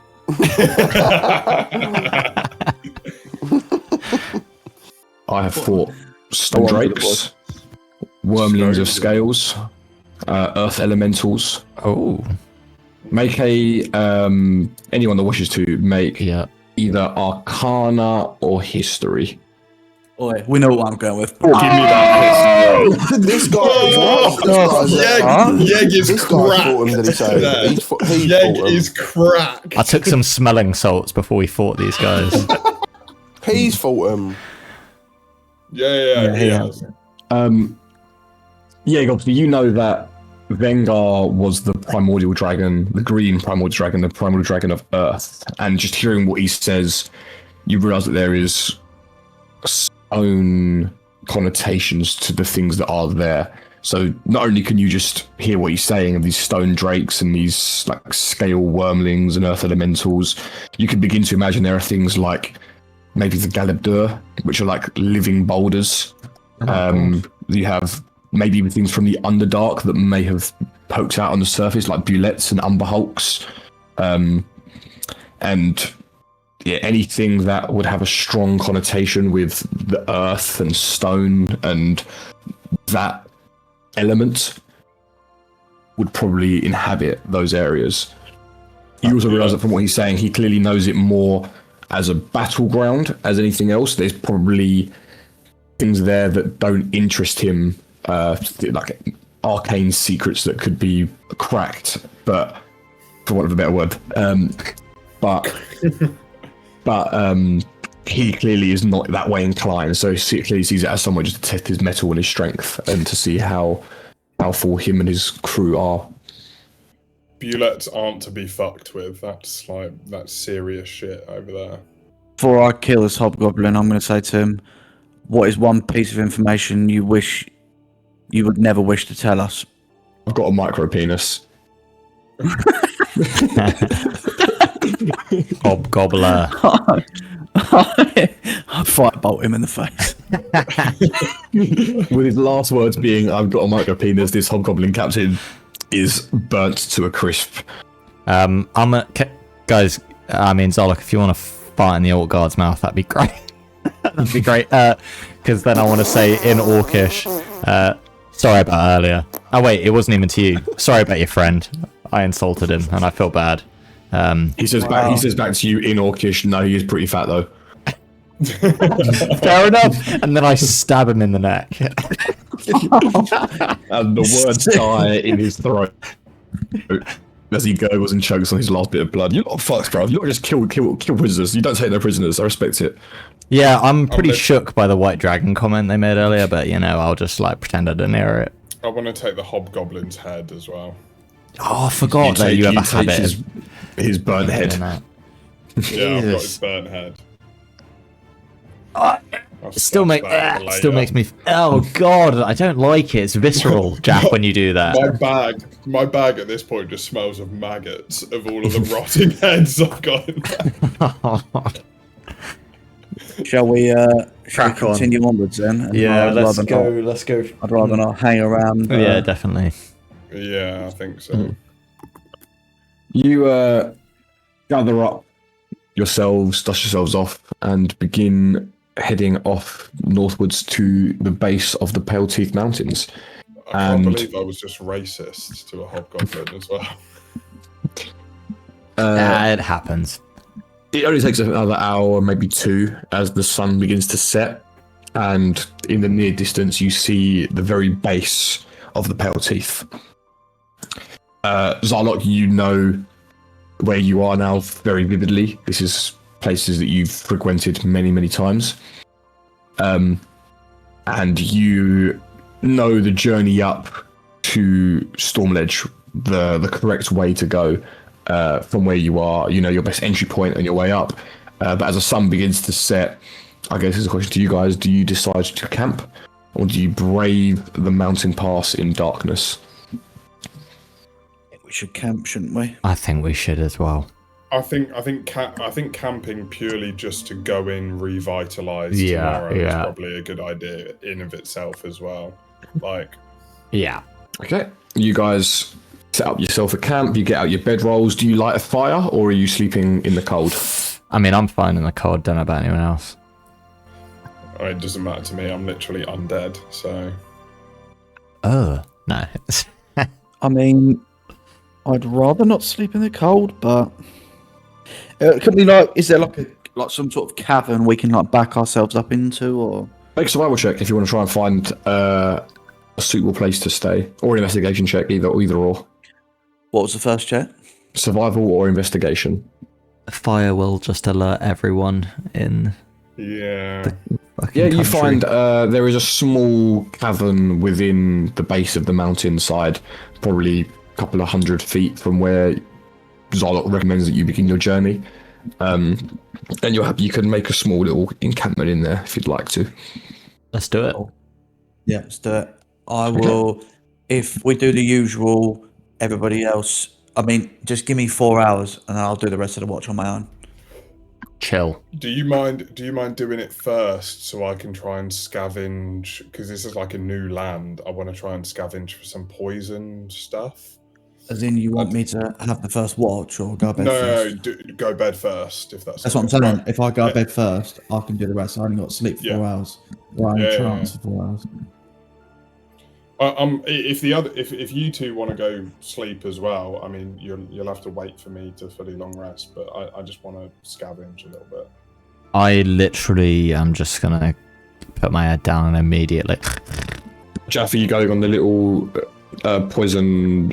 I don't want to go too far from the camp, but considering we're in like a new land, there might be some shit that I've kind of not come across before. So I just want to kind of look out and see if there's anything close by I can see that might be kind of poison scavenging kind of stuff. Cool. Make me a nature check. Of course I can. Oh, natural 20. First one I've rolled in a while, actually. It is the first one you rolled in a while, yeah. Yeah. As you wander around just the nearby surroundings, you know, your first instinct is you've not seen much vegetation wandering through Skarnus. The Gravewood, even that was petrified. And you actually think back to it, there may have been some cool things that you could have used from in the Gravewood that might have been helpful for poisons, or at least experimentation with. And you're sort of walking around kicking yourself for not thinking at the time to maybe have a little bit of a scavenge. You see this fungal spore growing just on the sides of some of the boulders that make up the base of the mountain area. And it's this like blood red spore fungal matter. And you start to like identify and think about it. You don't get too close because immediately you're not quite 100% sure what it is. And as you begin to maybe use like a small hunting knife to just scrape some away and have a feeling of what it could do, You realise that this is rotcap spores. They're the spores of the rotcap fungus. And you know that they attack the nervous system. They can cause fever and delirium. They have like a confusion effect. So mechanically, a target would make a wisdom save if they were poisoned by it, and on a fail, they would be confused and they would regard everyone as hostile rather than just their enemies. So all their allies would become hostile to them. Very cool. Okay, that's unreal. I love that. And then I'm just gonna spend the rest of the time. You have enough to make 2 doses. Sorry, I should have said 2 doses. Perfect. Yeah. And I'm just gonna use the rest of my time. I wanna basically try and carve using my glaive. I took a boar bone from somewhere. It's in my inventory. I don't know why I have it, but we must have killed a boar or something at some point. Yeah, I'm sure you did. Yeah. I want to try and carve it into like a quarter staff of sorts. You're not proficient in tinkering, so just make I know I'm not. a straight dexterity check for me. Straight dex check. That's decent. Yeah, you take the glaive. It's not the prettiest thing in the world. It won't win no awards in terms of how it looks, but it will definitely do the job. You hit someone with it, it will hurt. Okay. And I'm gonna wait for Gil to awake so that I can go sleep. You all take your various watches. Gil, you wake up after 4 hours and you take over the rest of the watch. Unless there's anything that you guys want to do specifically, morning breaks. In the morning, I'm going to head over to Gil. And I'm going to give him this very kind of haphazard quarterstaff thing that I've made. And I'm gonna say to Gil, I'm gonna say, I get the sense that we've not always seen particularly eye to eye on things. We've not always agreed on the way in which kind of things should be done, or the people around us, kind of how we should react to everything going on around us and the people that we meet along the way. But I just want you to know that you're one of the first people that I've come across that I can truly say that has made a profound impact on me. And I think the Master of Mages at some point should have a much more gallant, elegant staff than this. But for now, you shouldn't be entirely staffless. So I thought I'd make this for you. I will take the quarterstaff and slide it onto my back next to my dad's quarterstaff that is still very much fucked up, and I will say, you have nothing to apologise for, Jean-Pierre JAFF. I don't need all of my companions or anybody in my life to ever be me or be like me or act like me. You are you, and whether sometimes we see eye to eye or not, I love you for it, and I am a better wizard and, more importantly, human being for being around you and Zarlok and Yeg. So don't ever hold yourself to the standards of someone else. Just measure yourself against Jean-Pierre JAFF, and that will be enough to be in my company. And I'll give him a pat on the shoulder. I'm gonna, as you pat me on the shoulder, I'm just gonna bring you in for a big hug, and then be like, "All right, let's go kill some Goliaths." Well, I'm eating toast, brother. No.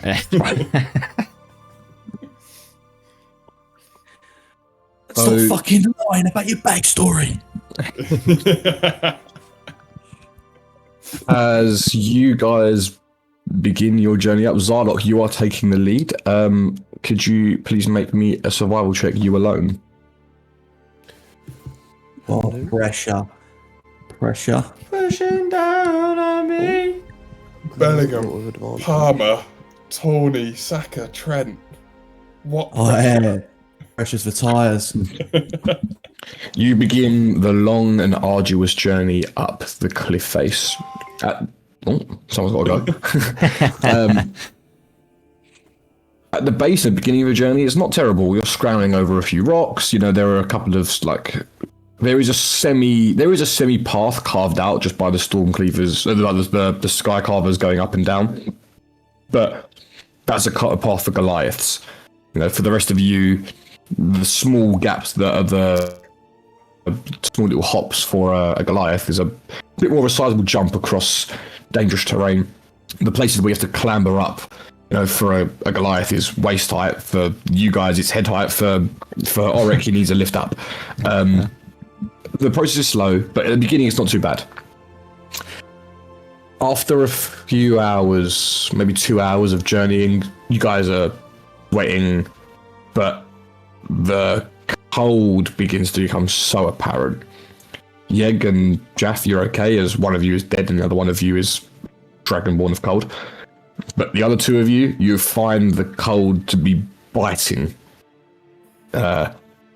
Zarlok, you're more accustomed to it, but GILDOR, your teeth are chattering as the air becomes cold. Your breath starts to condense in front of you, and you're breathing heavy. You're not one for physical labor, GILDOR, and you are being put through the ringer at this point. Your trench coat is covered in just wet snow that has just made it damp. You're constantly casting mending cantrips of prestidigitation every few minutes just to fix a tear in the coat or to remove a little bit of the cold, icy water from your hair or from your jacket. And it gets to the point where the blizzard that you're walking through starts to pick up. You know, pure and like shards of ice and hail start to hammer all of you from left, right, and center as you are wandering through the makeshift mountain road that the sky carvers have quite elegantly carved on their way up and down from the through the pale teeth. As the day probably gets to about the afternoonish, you reach the final third of your journey. You are at this point, there is no semblance of a real path anymore. You are just trying to find a way to the next layer, whether that is clambering up rock, whether that is taking the long way round and shimmying yourselves up person by person, whether it is finding an old dead petrified tree to use as some sort of climbing apparatus as a makeshift ladder. And you get up to a point where the blizzard is so just violent, you can't really see in front of you. I would like everyone to make a perception check with disadvantage for me. Ooh, we're gonna have Because I have true sight, Yian. How far is your true sight, may I ask? Let's double check. Yeg fucking Mate, Frostdale. I'm built for the cold, brother. That's See, how do you 4 win nat it? 20s. So in darkness, I can see 120 feet. Where's my true sight? Oh, sorry. Blind sight. Sorry, I have blind sight at 10 feet. Okay, so that's not going to help you in this, unfortunately. It gives you a bit better for the rest of them, but it's not enough to help you see things this So far away. it's still disadvantage. Still disadvantage, yeah. This is like a hand on each other's shoulders type situation. Yeah. So as you're I should probably roll for Auric as well, just in case he does something amazing or also shit. Where is it in Fellowship where they're going over that mountain and it's like blizzardy as fuck when Saruman's chanting? This is what I feel like we're in at the moment. That's right before they go into the mines of Moria. We'll go through the mines.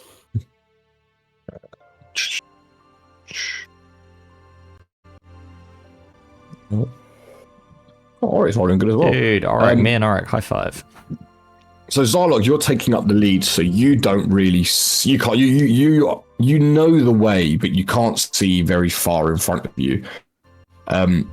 And as you're just ploughing along, Auric and Yeg, the two of you, see in the distance this big. It looks like a giant, like, I'm talking maybe 30, 40 foot tall, like, statue. Okay. You see it in the distance, and all of a sudden you see it move, Fuck. and you realise it's not Shit. a statue. It's just something that is 30 foot tall. What the fuck? Auric, do you see it? Did it move? I thought that my eyes were playing tricks on me, but yes, it did move. 2 makes a pattern, I think. I think that's what they moved? say. What moved? Something big. 30 foot, at least.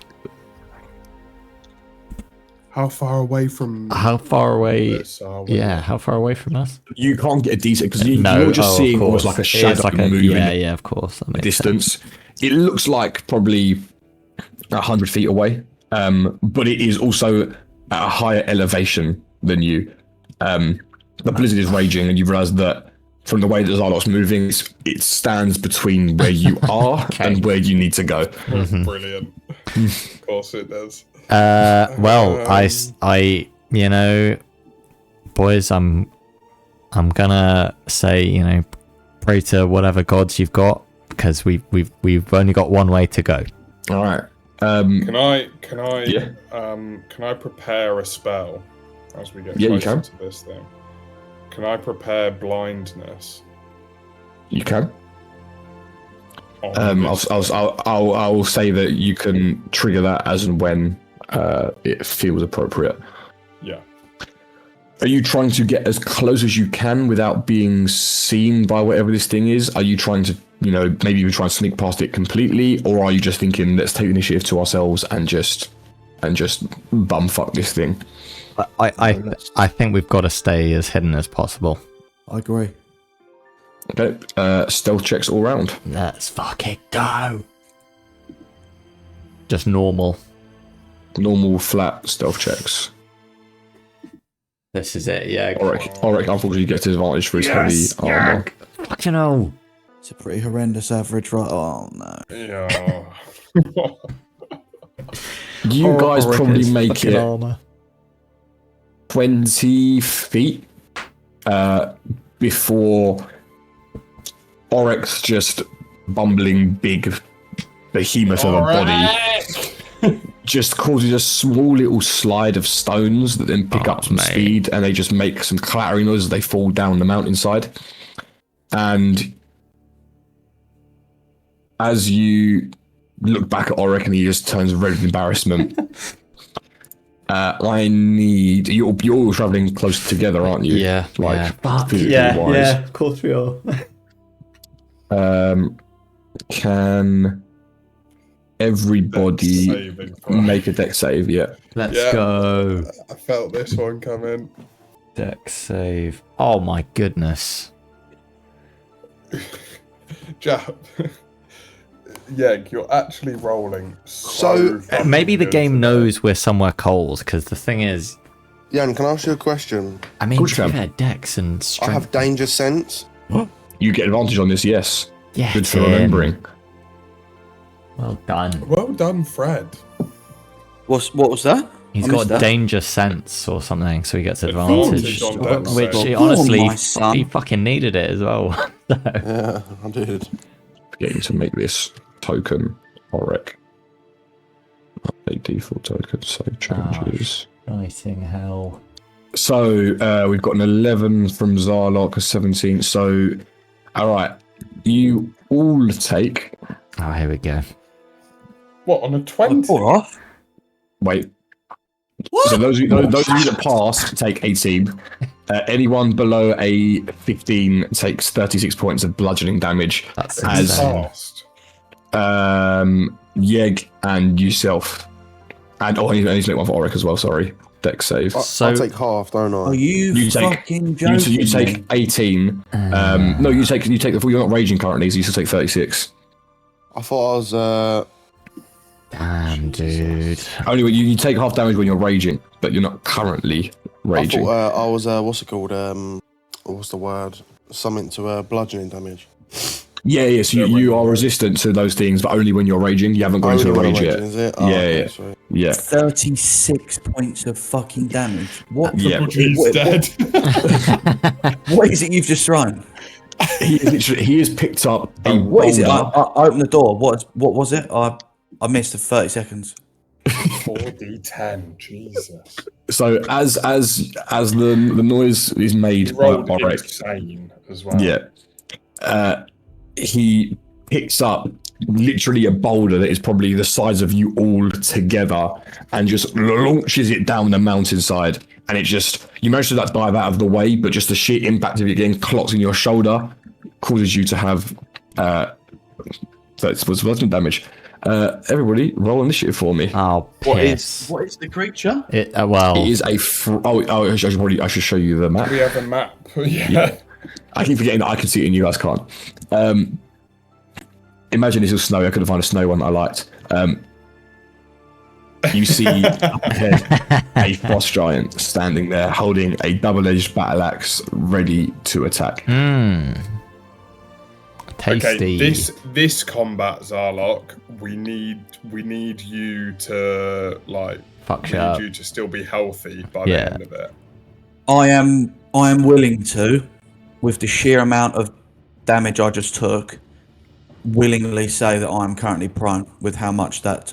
If you failed, you are prone. So I should have said It would have if you made failed. no sense to took that much damage and have it clip me. Like I would say a Yeah, no. majority, especially on the way up, that I was struggling more than anyone. I think Triple G can't even see like 5 feet in front of him at the moment, and that clipped nearly all of him. Yeah, no, I should say if you failed, you are prone. So that is Zarlok and Zarlok, Triple G, and Ulrich are prone. Everyone click on your things and roll initiative. Did I not already do that? Thank you, mate. You have. I think we are waiting for. We should probably scarp her in a way where we're not all together. Is that everyone rolled? No. Oh, No. oh my god! I can rotate. Okay. So, Ulrich is up first. Well, fuck. Ulrich is going to see you get battered, move 10 feet back to you, cast Cure Wounds at second level. So you heal by 13 hit points. And then with the last 20 feet of his movement is going to try and clamber up, directly up. So he's going to make an athletics check to get up. And he does so. So he manages to get up. He manages to get to there. He clambers up and says, "Let's fucking have it, boys." Jaff, you're up. Okay, I'm gonna cast Fly Ooh. on myself, and my flying speed of 60 feet. I can't get up there, can I? No, because this is also up as well. So that 60 feet at an angle would probably get you to here, because this is also horizontal elevation Where's as well here? as Can you mark that there. to there? Yeah, because you're going 40 feet horizontally and then probably 20 feet elevation. Okay, well I'll go to there, and I'm gonna have to take on my former dread bonus action. Cool. Give Is that myself you up? some Yeah, dude. temp HP. And that's action, bonus action, yeah. So, Cool. Yeg, you are up, mate. Okay. So how up is this? Like a It's lot. probably, if you think I'm going to say, just to keep things simple, this Every is one a of step these. up, this is a step up, and this is a step up. Each one of those is a 20-foot thing. Okay. Thick. So basically, I have to go all the way around. So do I have a line of sight on this guy in any way? Yeah, he's that big that you can see the top half of him just from how tall he is. So, okay. How tall and wide is he, Jan? He's 30 feet tall. Like, and he's probably, I don't know. You want his waist size, or you want like how wide across he is? How wide, like his diameter? I reckon shoulder width apart, you're looking at like 10 feet between foot and foot. That's no way. 30 feet. No, I can't do that. Right. Can I cast Moonbeam? Is that possible, do you think? Is that... What is the range on it? The range is 120 feet. So I'm saying if I can see him... He's within 120 feet. Amazing. So yeah. Your spell being cast. I'm going to cast it as close to him as I can. Bang. And I'm going to do it... I'll just do it at level 2. Fuck it. Right, you cast Moonbeam. Please. It is a... Con save, yep. Yeah. I feel like this thing is going to fails. So 2d10 for 14 radiant damage. So you bring down this moonbeam on top of him, and you deal some damage to him. I'm going to just draw the moonbeam as well. Yeah. So remember, bonus action, you can move that every turn just on top of him. Oh, okay. So every turn I have, I can bonus action to move it. Yeah. Just to move it on top of him. Yeah. Following. Unreal. Make it oh no, sorry, it's action. Oh, so it... Okay. Well, that's still, Can still... Cool. Yeah.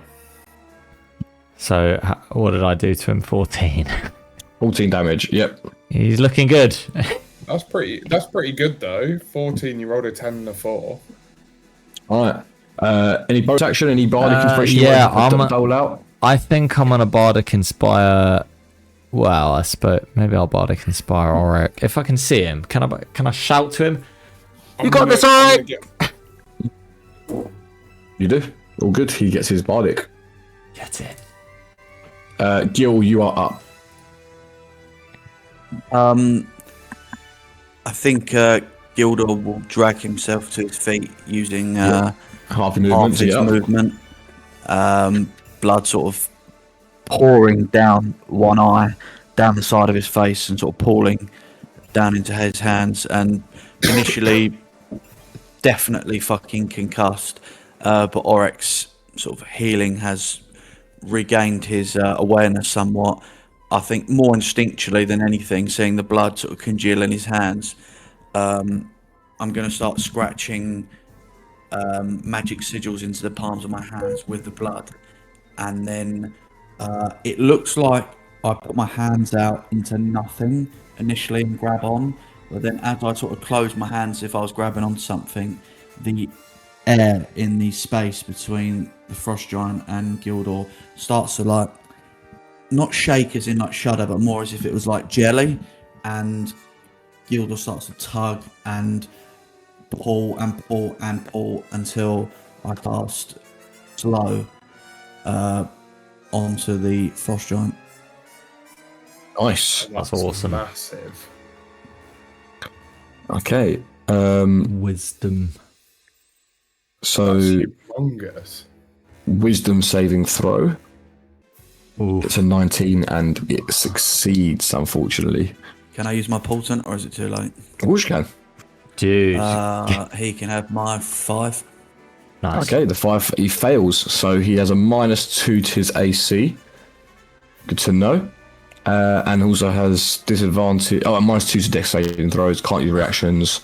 Can use either an action or a bonus action. Not both. Cool. Wow. All right. Anything else with your turn, or are you done? Do you have any movement? You've got half your movement if you want. I will, if I've shuffled past the egg, 10, 15. I will scream at Zarlok, Zarlok, get up, we need you! And then I will bonus action grab some of the snow off the floor, and I will smack my hands together and cast Misty Step. Nice. you can pick a spot 30 feet away, I think, is it? Bonus 20 feet away. 30 feet, yeah, pick a spot you'd like to go to. And Yeah. That's rad. Let's do 5, 10, 15, 20, 25, 30. That'll do, fuck it. cool. All right. Zarlok, you're up. You are prone, so it'll take you half your movement to get up. So, what's on your plans? So half my movement gives me 22. Do you have 45 feet of movement? E. Okay, so I'll say you have 25 because I'm not working out what 2 feet of movement is like. You got 25 feet. Alright, I'm gonna move to here. Cool. Just give me a athletics or acrobatics check to get there. Which I believe you do. I believe you do athletics with advantage because of. Well, I'm assuming have you gone into a rage? Yes. Yeah, you do athletics with advantage then because you're raging. So make an athletics check with advantage. Perfect, easy, good. And then you have an action if you'd like to use it. You can dash as an action if you'd like to. So an action now allows me to do. So you used the bonus action to rage, and you've used all of your movement. So you have an action. Usually, you would use an action to attack, but you have nothing that has range. Do you? I'm going to. How high up is he? He's probably, To me I'd now. say 60 feet. Because 45 feet is across, probably on 15, 20 feet. I'll call it 60 feet to hit him. Right, and where can I dash to? How far's a dash? So you can dash 45 feet. So you can probably get, like, you can get. I reckon if you get another successful athletics check, you can make it up to there. So then you'll be within 45 feet on your next turn to hit him.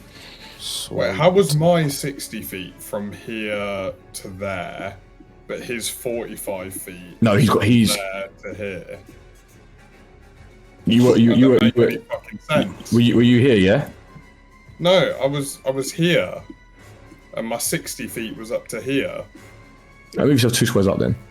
Also, to be fair, this is also lower elevation than this part, so that's probably why you couldn't get up there. You're probably floating actually, like there, really and truly, if you want to move yourself there. Cool. That's you done. It's the Frost Giant's go. He's going to try and throw a rock at Auric. 28, which is Jesus. 18 points of bludgeoning damage Jesus to Auric. in Christ.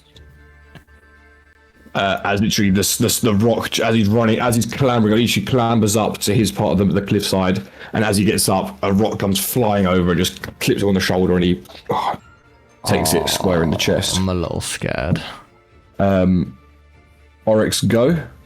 He's going to cast Shield of Faith Love on that. you, Gil. So you get a +2 to your AC, and that's his bonus action. Sweet. And then with his action, he's going to What? I thought cast Bless. can't he only do one or the other? You can On its one turn, action- it can use either an action or a bonus action, not both. Because he's slowed, right? This is Oryx. This is Oryx go. Oh, sorry. Sorry. Not the Yeah, giant. sorry. Yeah. No, that's we're watching that, but no, just Oryx guys. He's also called Bless on you guys, so you all get an extra D4 to add on to your attack roll, saving throws, etc. Jack, you're up. Okay, I'm gonna fly the rest of the way up to Cool. where I can hit him, Yep. I believe. and then I'm gonna attack him twice. 14 will hit, and so will 28, thanks to the -2 to AC. Oh. That they both hit. Okay, I'm gonna Eldritch Smite on the first one as well, and I'm gonna add my D4 to damage. So I'm gonna Eldritch Smite at 3rd level. What the fuck? Cool. So this is base damage. Whoa! Yeah. Can I ask your D4? Where are you getting your D4 from?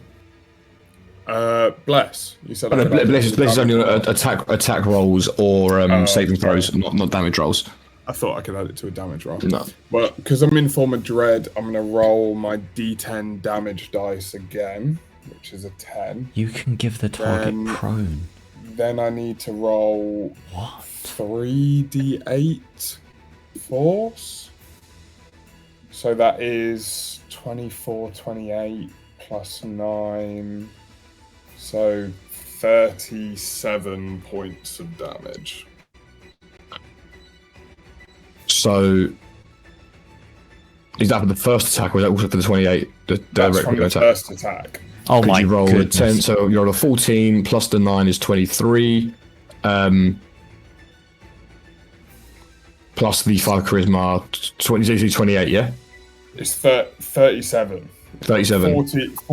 14 plus 4, 28 plus 10, 28 plus 9. I thought you were are you not re-rolling your d10 with your form of dread? No, you add it on. Oh, you add it. I thought it was a re-roll. You add an add. Okay, then. So Wait, yeah, let, me, 20. let me put it in.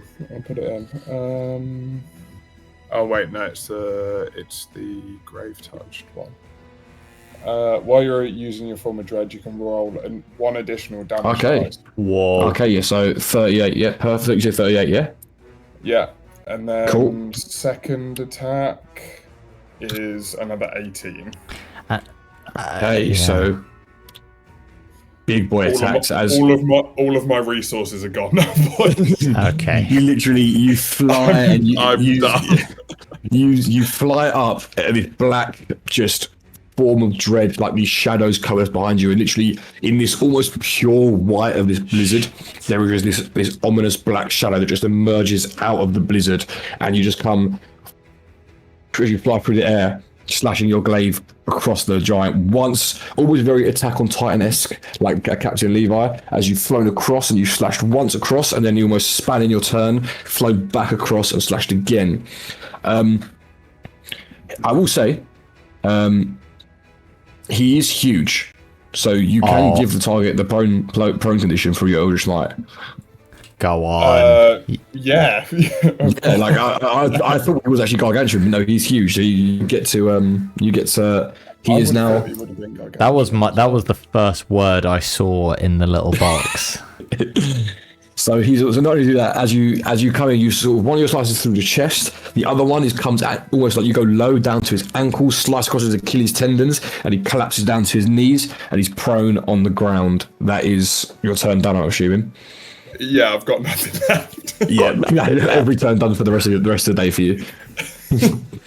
Right, so from where I am, is it still conceivable to hit the 60 foot, which is like right around this point here? Is that allowed, do we think? 60 foot. Yeah, 60 foot range. Or Or is that a little also, like... I mean, you can make a DC 10 athletics / acrobatics get to up. move up to here, and then it's not even a question. Okay, then I'll do it. So what do you say, athletics? Athletics or acrobatics, whatever you're better at. Yeah.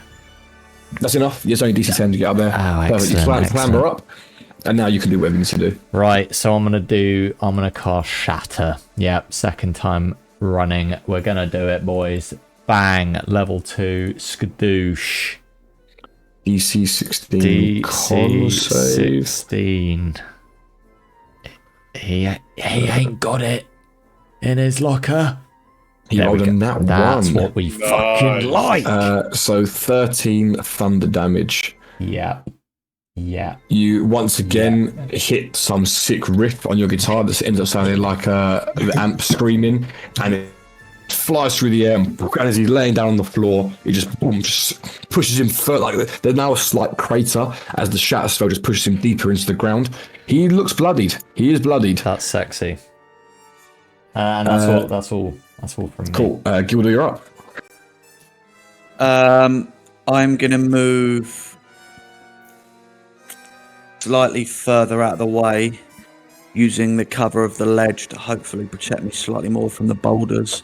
And now that a round of combat has passed and I've sort of regained my composure a little bit, still concentrating on the slow spell, so still one hand sort of gripping the sort of jelly miasma-like air between the frost giant and myself, I will begin to I'll sort of lean my body over my own arm and sort of rest my face on the jelly-like air between us and start like whispering along it.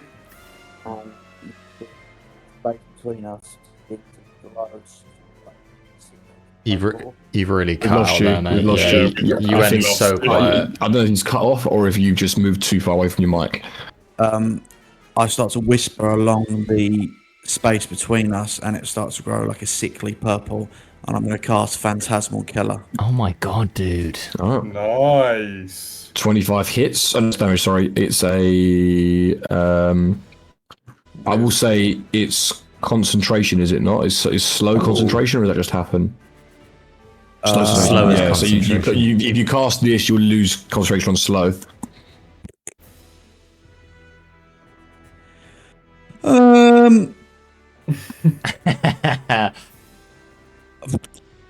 Oh, but that was. What would slow do to him while he's prone? Would it take even longer for him to get up or something? No, he's easier to hit. He's worse Can at only moving out of the do- way of yeah. things. And the major things from slow that you're getting, I'll be completely real with you, is that regardless of his abilities, he can only make one melee attack rather than two. Or 3, or how many he has for multi attack. He can only make That one is per turn. quite useful, guys. That is quite useful. I will do the exact same thing, lean across my thing, everything the same, but instead of like a purple miasma going along, you start to see spikes like sort of flying along this jelly-like substance, and I'll cast Mind Spike instead. That's also a concentration spell. But you I'm casting Phantasmal Killer, and I'm dropping. I just need to make sure you know what you're doing.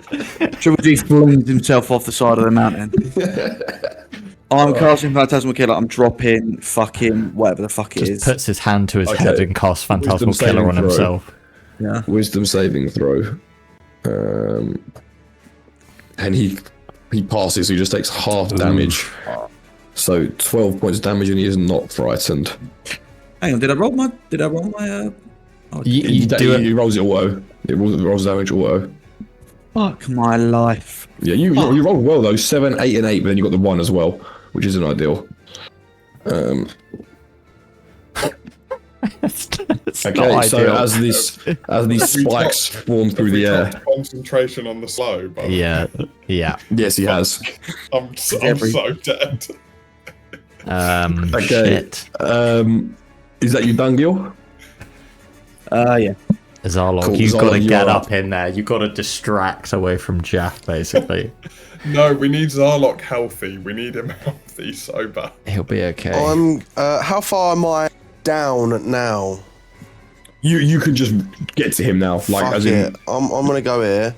I'm going to use one of my conjure animals. Oh, And little ferret. I'm I'm going to cast. Hang on. What's a bear poisonous snake? Anaconda. Are they even poisonous? I don't know. Rattlesnake, aren't they poisonous? They are. A viper, a king cobra, a fucking. I'm gonna cast 6 king. I'm gonna conjure 6 king cobras Sorry. because you can. It's up to 6, isn't it? That's awesome. So it depends on the creature. You can either it's like 1 of a challenge rating 2, 2 of a challenge rating 1, 4 of a half, or 8 of a quarter. Let me just double check what How many snakes? a snake is. You can cast 25 king cobras. Right, I'm gonna just I'm gonna just use. 5 king. The whole battle map fills up with king cobras after you do this. Let me have a quick look. Right, we're going to use the constrictor snake. You can bring. No, he asked for King Cobra. No. You will find the King Cobra. Do not worry. Now. You will have a King Cobra. Do not worry. He's just using this as the basis of what they cost to the spell. There's nothing better than that. There's nothing closer than that, is there?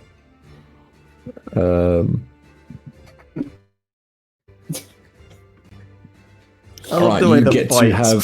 devolve, and it's just like I'm gonna conjure 6 snakes. It's like, well, You actually get 8. You get 8 King Cobras. Right. And what I'm gonna do, I'm gonna cast them 60 feet above him and have them drop onto his head. Okay. So, Should you not have picked something heavier if you were doing Does that this? not? Does that? Oh fuck! I didn't even think of that.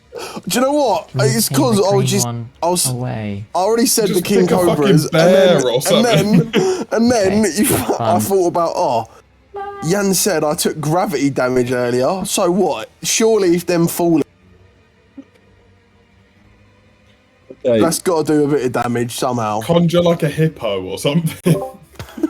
holy shit, dude. So They're you murderous. you want 8 King Cobras to come 60 feet in the air above him. Okay. Correct. Just want to make sure I know. Cool. Okay. So how do you imagine Zarlok casting magic? Seeing he's a person that can barely read, has now got a spell scroll in front of him, wants to conjure a spell and make sure that he gets 6. Not even just like I want 6 snakes. You're specifying the exact 8. type of snake. Sorry, 8. I You're specifying the exact type of snake you want. I imagine Zarlok to pull out the scroll and like just know in his head what he wants, knows what it does, and clap really hard the scroll together so it just turns like disintegrates, and he goes bang like that, and they just appear above his head.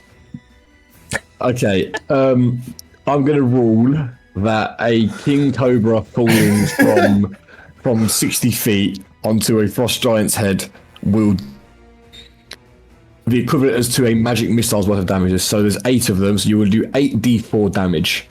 Oh my god! That does sound reasonable, to be fair. I'm gonna have to do 4 at a time because I can only do Roll 20 just can't handle 8 17 cobras. points of damage. And I will say, for each one, you have to make a con saving throw to not get the poison damages. I'm going to assume that you've casted them so they're fang side down. Yes, that is immediately what I was thinking. Especially like magic missiles, they are like pointed down, fang first. Yeah. So I'm going to say a King Cobra's venom in this world is a fuck it. I'm just what even is the game at this point? I was making shit up. Fuck it. Isn't that the whole point of this game? I'm just making shit up at this point. It's a fuck. Right. Welcome to episode 14. DC 35 saving. No, it's a DC 13 con save. He's got to make 8 of them, right? Pass. Damn! Fuck off! He passes every single time. The poison doesn't do anything, but he does take the 17 points of King Cobra gravity damage as they fall down fang first onto this frost giant. And if a frost giant could look confused, that's currently how it looks. Oh fuck! That's awesome. Right. Is there anything else you'd like to do on your turn? You used your action. You used your movement. On a reckless attack. Your action was to cast a spell, unfortunately. So that was Yeah. We have to use some of the rules sometimes, Fred. I'm just gonna do a backwards roll back 1 space. Cool, you do. You actually, unfortunately, I know he's not. You don't realise this, but his reach is 10 feet, so you were in his range. So he has to make an attack of opportunity against you. Does a 20 hit? Yes, of course. Is he not prone anymore now? Oh, he's prone still. Oh! Yeah. Well done for calling it at the end. You're fine. You're fine. Someone's always paying attention. As he Well done, as he well does done. a backwards roll, he farts in the direction of the frost. All right. The frost giant is going to stand up. He was going to attack the person that literally put him to his feet, but after being attacked by 8 snakes. by 8 snakes flying out of the sky, he's 8 going king to cobras to you. Yeah. 8 king cobras. he's going to move to here, so he's still within both of your ranges.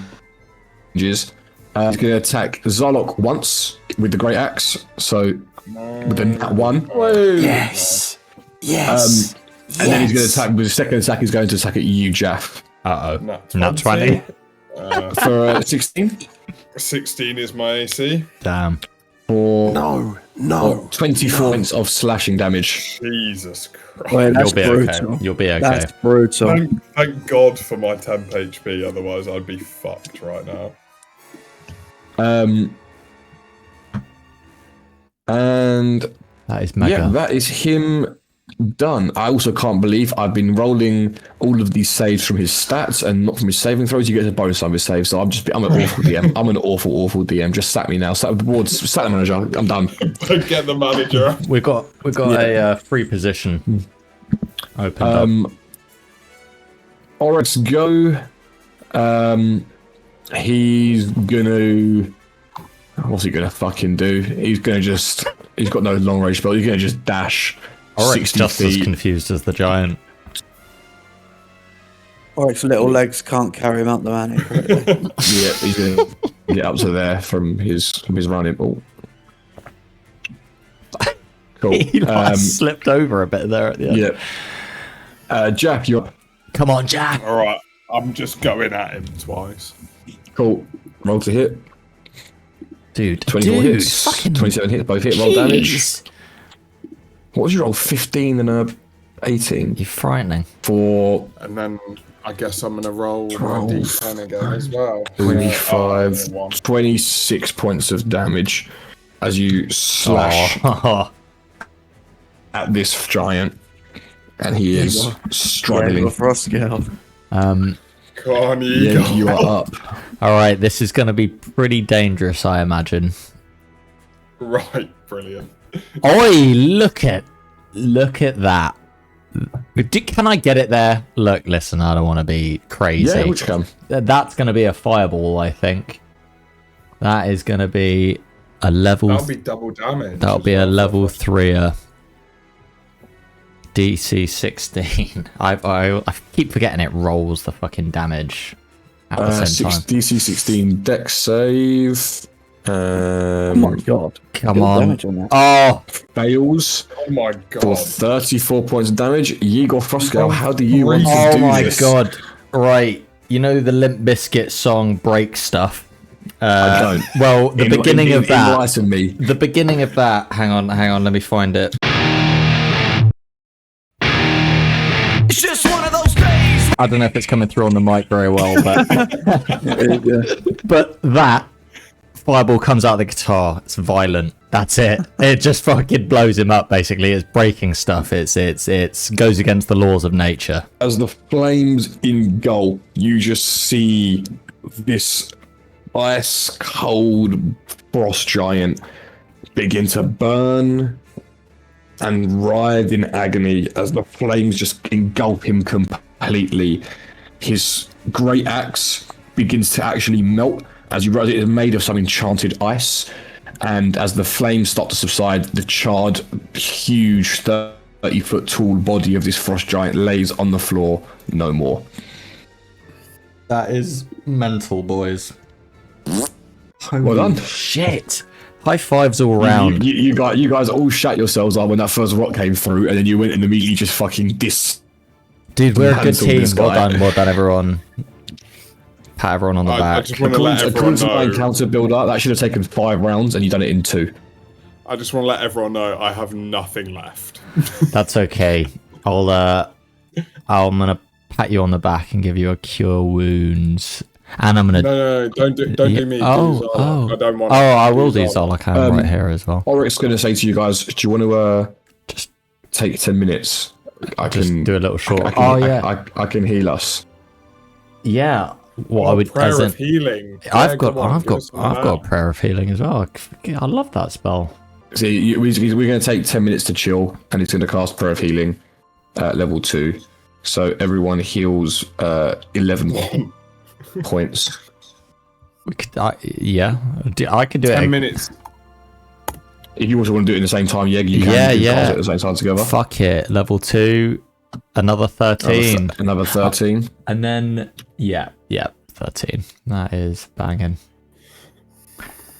That takes me back up to full. You fucking love to Yeah, see so I it. don't Yeah. have 24 HP total, if you haven't already.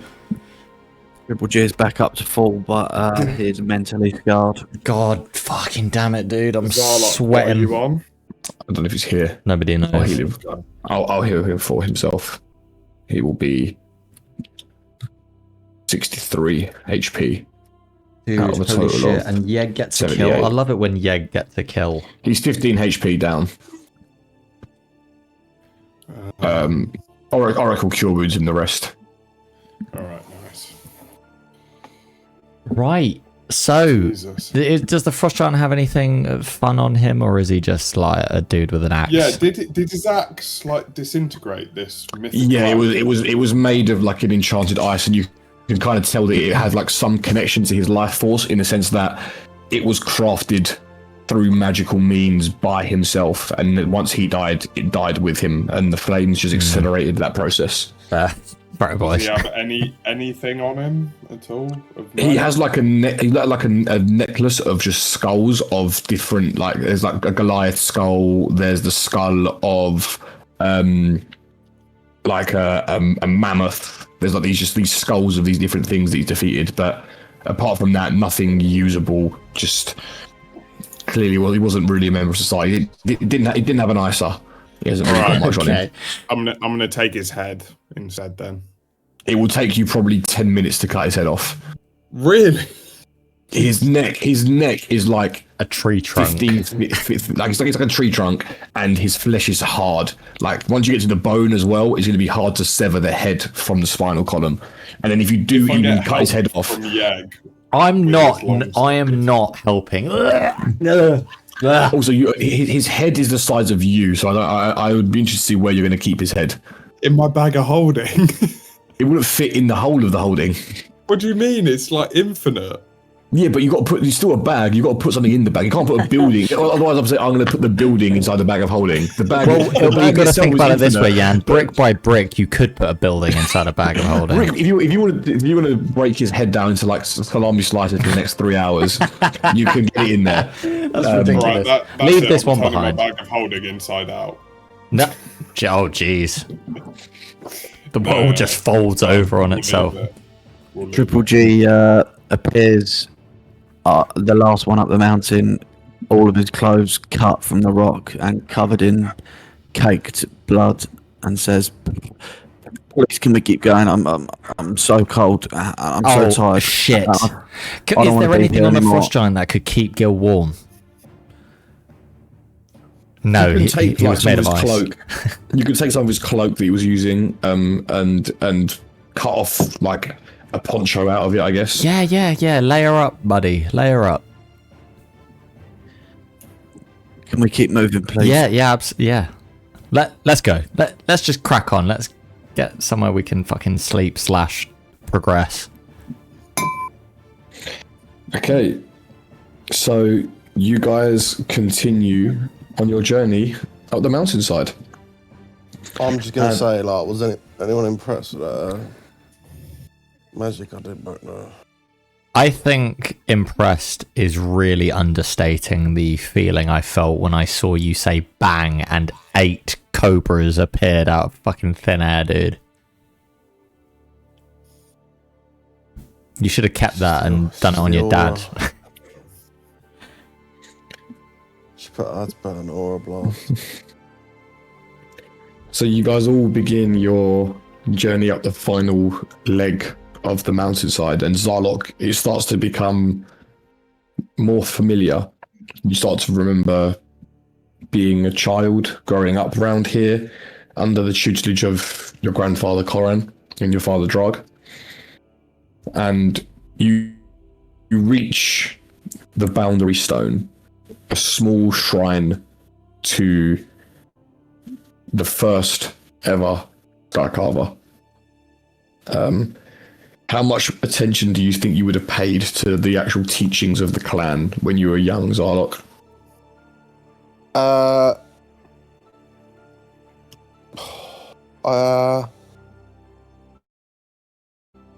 I think I would have listened, but like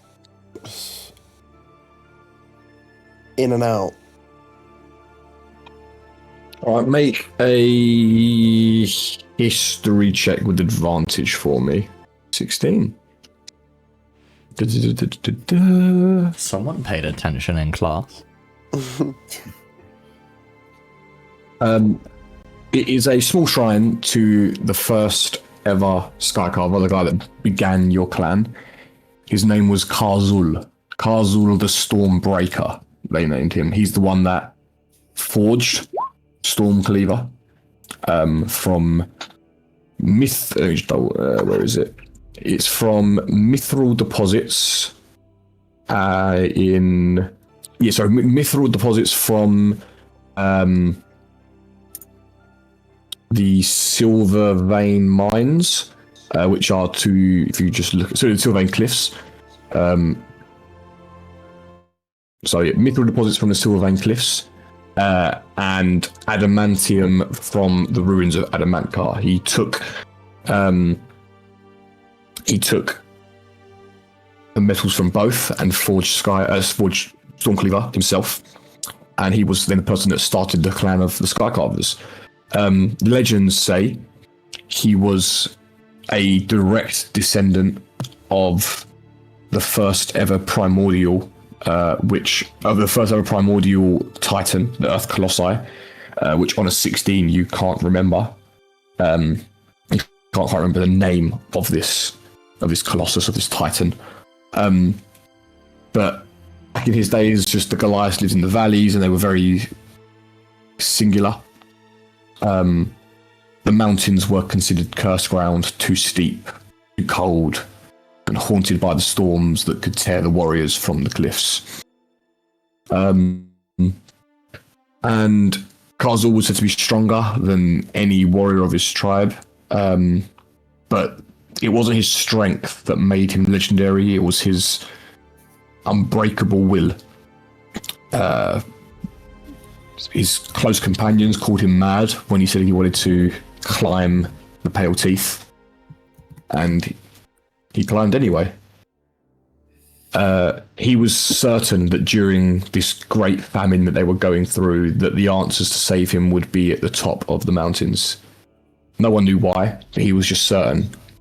And he climbed and climbed and climbed, and eventually he reached the high ledges where the air was thin and the world stretched endlessly at his feet. And he found something very surprising. He found a complete herd of never before seen animals at the time. They were stone-horned beasts. They were kind of like a mixture between a cow and a rhino. And there was plenty of them. And he realized that his elders and his friends and the people that he was, before he created the clan, his companions, I guess, they were wrong. The mountains weren't cursed. They were just untaken. And they called his undertaking the first sky carving. And he came, conquered these mountains, and it was his personality that created the foundation that your grandfather took. That being the leader of this clan isn't about being the strongest warrior. It's about having the strongest will. It's about having a code and sticking to it. And it's about showing that your strength can be used not as a show of domination, but as a show of unbreakable will and desire to do what is best for your people. And as you see this shrine for the first time in, how long ago did you leave Stormledge?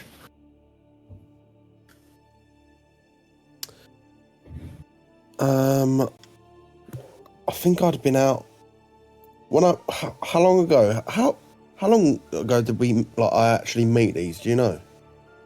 Only a Technically. couple of weeks ago, 2-3 weeks ago. It's been maybe a month. What? Yeah. What? It's not been that long. I've only known JAFF for 2 weeks. No, I'd say probably about. I'm trying to think. You guys met in Dawnhaven. That was your first time you met them. You went straight from Dawnhaven to Zahith. You probably spent 5 days in Zahith. Then you went to the Shadowfell another 3 or 4 days. That's 9 days. Then you went from the Shadowfell to Northspire. You were there for. No, you went. Where did you go after the Northspire? After the Shadowfell? To Northspire. Well, we went to Waterside for like. Went to Waterside for a few days. Went to Emberfield, to Northspire. It's probably been about 3 weeks, 21 days or so.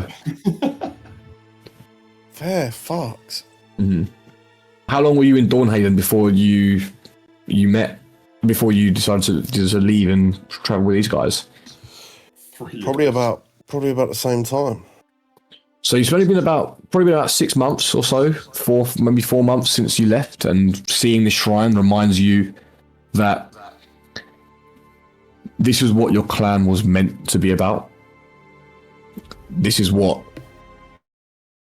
your grandfather did his best to do, and this is what has currently been lost by the people. They no longer live how their ancestors wanted them to live, like how Kazul wanted them to live. And now you're here, seeing this shrine. How do you feel in this moment? Anger. I'm angry. I think that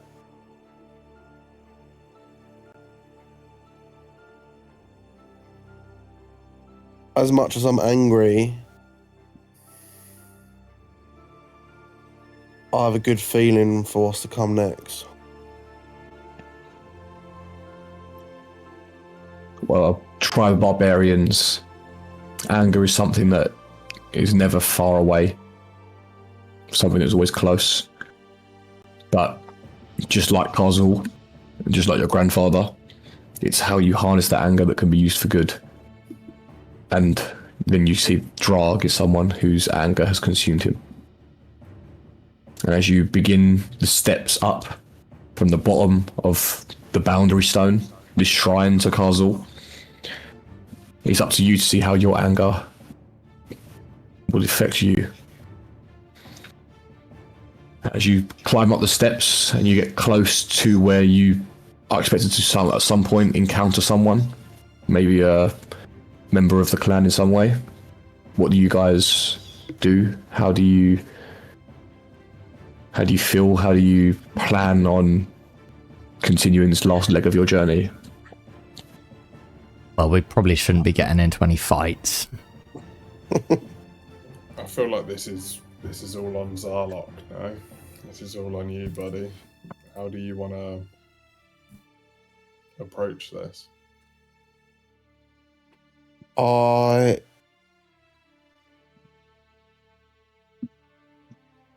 think when we get there, I honestly think we head straight there now. Like, just straight to my father, just beeline it straight there. Mm-hmm. Just walk in. You don't have anything to fear if you're confident and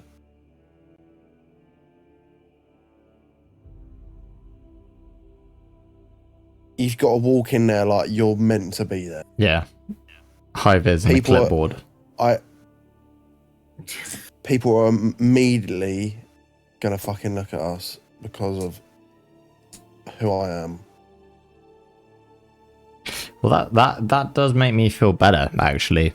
You know, because I feel like you've got that relation. They're not gonna look at you and immediately, I don't know, lob rocks at us.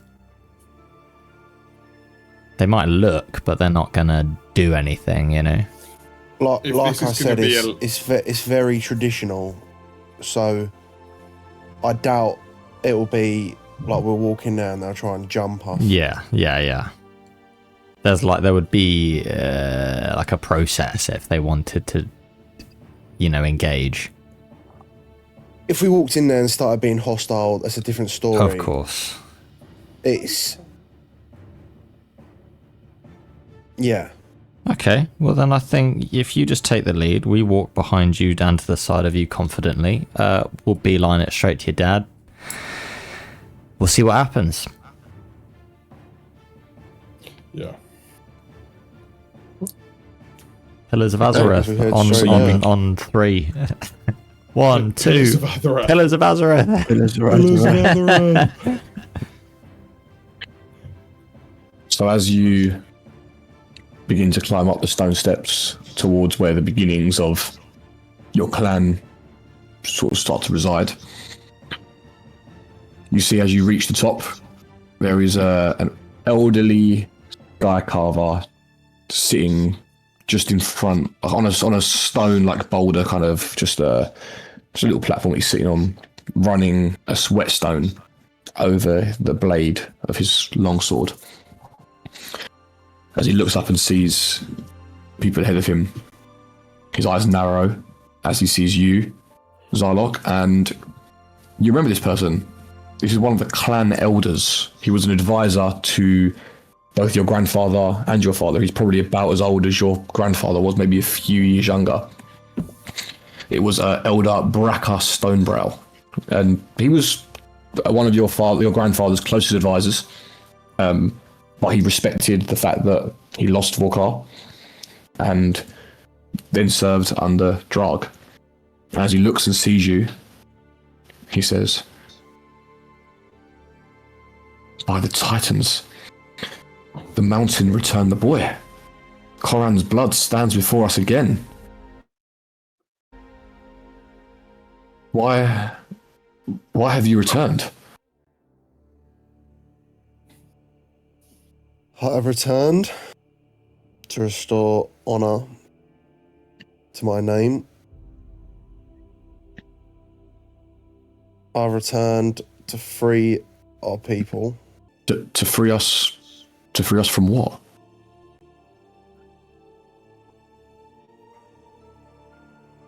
To free us from my father. Do you mean to challenge him again? Do you mean to invoke the right of Vorkar? There is only one way. And that is by hand-to-hand combat. I see. Well, Stormcleaver has seen many chiefs. It is currently wielded by one who, according to the old ways, is not the true wielder. We shall see who the sword decides is worthy. Follow me. I guess we should unite the elders and find your father. I will say he will not be happy to see you, but knowing that you have invoked the rule of Vorkar, it cannot be denied. The chief must answer. The lords of the Skycarvers bind us all. Only the mountain can judge who leads. Let's go. And he stands up, places the whetstone in his side, his sword on his back, and wordlessly begins to walk towards the main areas of the clan. As you guys wander through, you're getting looks from a lot of people. You're hearing whispers. Younger Skycarvers are saying things like, "The dead sun returns. Look what the storm dragged back in." Another one says, "Whew, mountain will drink blood tonight. Another says Drag will enjoy breaking you once again. Some of the older Goliaths who begin to, you sort of realize as you're being led by Braca, you're just starting to form a procession of people behind you. Some of the older members of the clan, they seem less dismissive of your arrival. The grandson of Colin walks our cliffs again. He was thrown from the mountain, yet the mountain returned him. And as you reach sort of the central area where there is loads and loads of like tents and fire pits and just some fighting pits where people practice to train on, and you're seeing this is like the main area, you know, not too far from where the clan chief would reside. Braca says, "Wait here. I'll unite the rest of the elders, and we'll go and bring your father here. If you have anything that you need to say, prepare it now. He will hear you out, but well, you know your father better than we do. You know he's quick to anger. Just one moment." And Braca heads off to the clan chief's major tent. Make a perception check for me. Anyone that wishes to. Perception check, 100%. Yeah. Oh, Yegor's on the money today. Fuck, are you rolling, Yeg? Yeager's rolling like mad. I feel like you've got weighted dice on or something. On that 19, Yeg, you notice two things. The first thing, actually, I think all of you notice this on all your rolls. Just having this wander through, you can see very clearly that there is a divide on the people following you, both physically and by what they're saying. A lot of the older, more battle-hardened and seasoned warriors that have been around the clan for a longer time, they are very happy to let Vorkar decide what happens. They don't have a hat in the ring, but they are together in thinking that the mountain will decide. They understand the significance of ritual combat.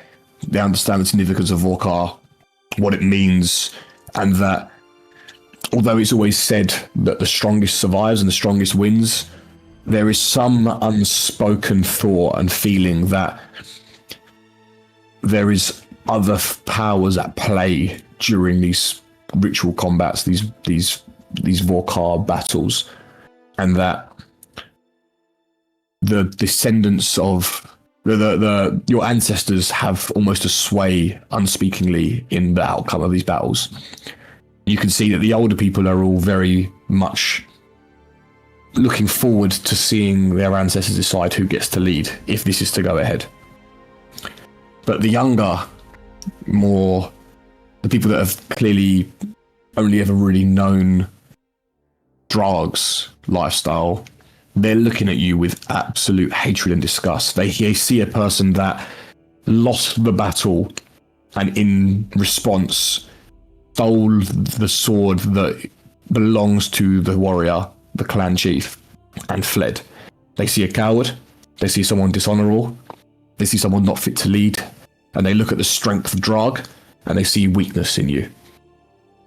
That's what you all see. Yeg on that 19, just as Braca peels back the sort of curtain door of the like the tent, the clan chief's tent, you see a huge Goliath figure, one that you just immediately just assume has to be Drog, just by the sheer size of him. And standing around, you can't see too much. It's very quiet, like it's very small slit that you can look through.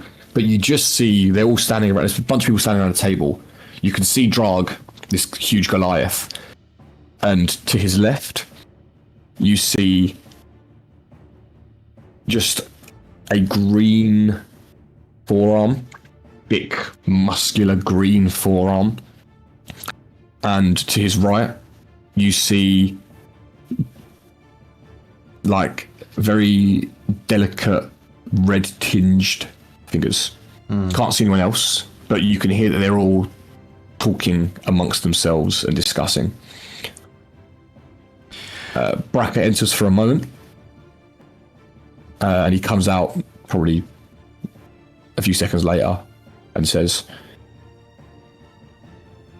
he will be finishing his council and coming. Just wait a moment.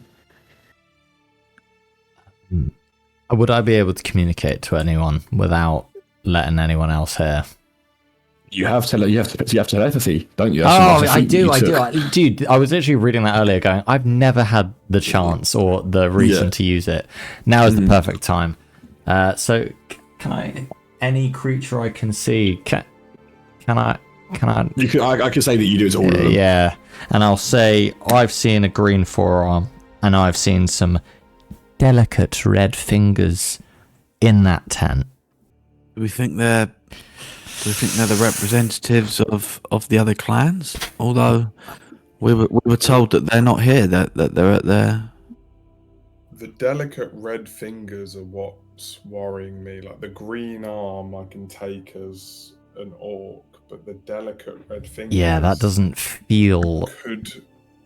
It says It could be a hobgoblin, but it could also be a devil. Oh, fuck. It could. It can't be a devil on top of the Surely not. Stormledge, surely. Yeah. I'm just saying, delicate red. You're not thinking battle-hardened hobgoblin, big and nasty. You're thinking elegant devil, aren't you? Delicate is a very deliberate choice by the DM. Delicate's it's a very specific word. Delicate implies something more elegant than a hobgoblin, I think. Oh shit, I can only see the fingers, guys, so... Is the guard still around? Is it what still around, sorry? Is the guard still around who said he's going to go and get them? He's come back, but he's not a guard per se, he's just an elder of the clan. Who I turn to him and say, who is he speaking to in there?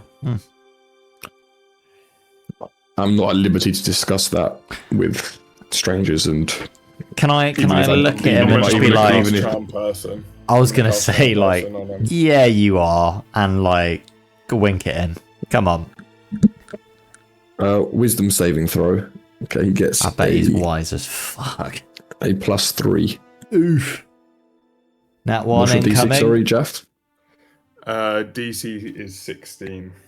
Cool. Can I just double check how many spells have you got left? So I've used my 2 level 3 ones, and that'll be I have 1 level 1 left. Oh, yeah, of course, your bard spell. You use all your pack magic, but you've still got your bard spell I've still got my slot. bard spells. Yeah. I don't like Cool. that they know they've been charmed. That is so... 13, so he fails. Come on, mate. Cough it up. You are at liberty now. Con, we just want to know like whether or not we're interrupting something important. Like, you can let us know. It's fine. He's speaking to his acquaintances. One was Gorvath Bloodtusk, the orcish leader. The other I did not know. What race were they? Were they hobgoblin, or were they something more elegant? Let's say. They were not a hobgoblin, no. Did they have wings? I didn't see wings, but he. Just give me a second. I think I might know them. I'm gonna stand directly outside the tent, turning invisible if I stand still. With what is it? One with the shadows, And I'm going to just try and peek through the cracks of the tent from what I can see. As you peek through the cracks of the tent, you see, make a Arcana or religion check. We'll go a bit religion. 15. You recognize this as, what is the exact name? It's an Erinez. Oh. It's a fiend. It's not exactly the highest level of fiend. It's kind of like a fury in Greek mythology times. Devil of Swords, right? It is a devil, yes. Yeah. They are kind of like responsible for bringing infernal justice, for retribution to other devils or to mortals. It's kind of got its back to you, so you can't even make out like gender or features or anything, but you can just tell from it's the fact that the wings, because there are wings, but they were tucked behind, and they're kind of feathery rather than scaly, that are of other things that you would have known about. But that's all you can see from your current position. Okay. I'm going to. As you're standing there, you would hear part of the conversation. Yes, please. You hear, as you walk in, you hear the tail end of a conversation. You hear Drag say, Ragrim grows impatient.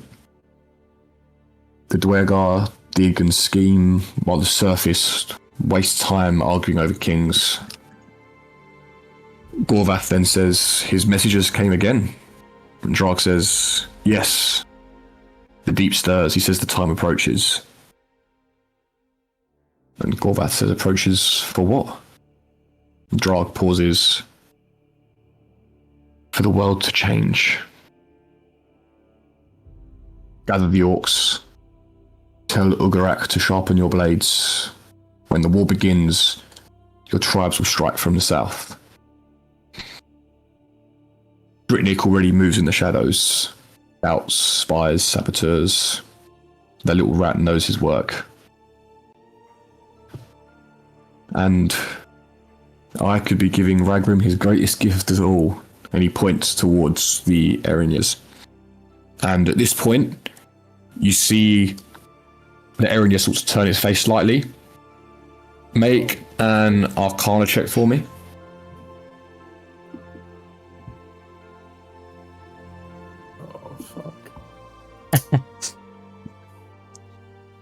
Oh, I'm going to use my heroic inspiration. Feel free. Awesome. Well done. On a 10, you notice two things. You notice that the Erinez is looking directly at you. And you remember that some things, perhaps as Erinez included, have true sight and can see through illusions such as invisibility.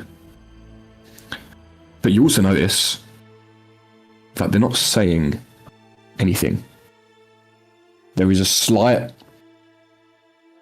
mistiness over their eyes. Drag continues saying, I managed to capture this one.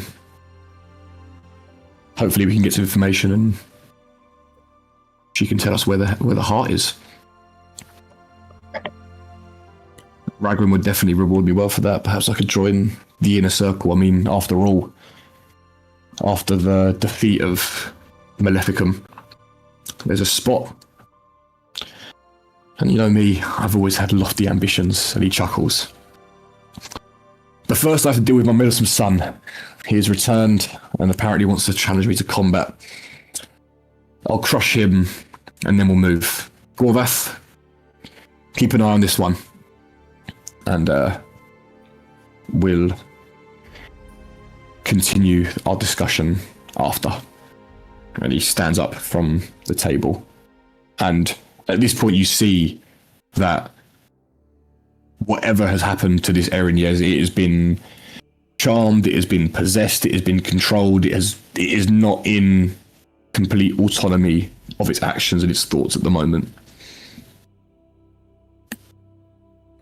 I'm gonna I'm gonna cast message immediately and reiterate all of that to Triple G over with the rest of them.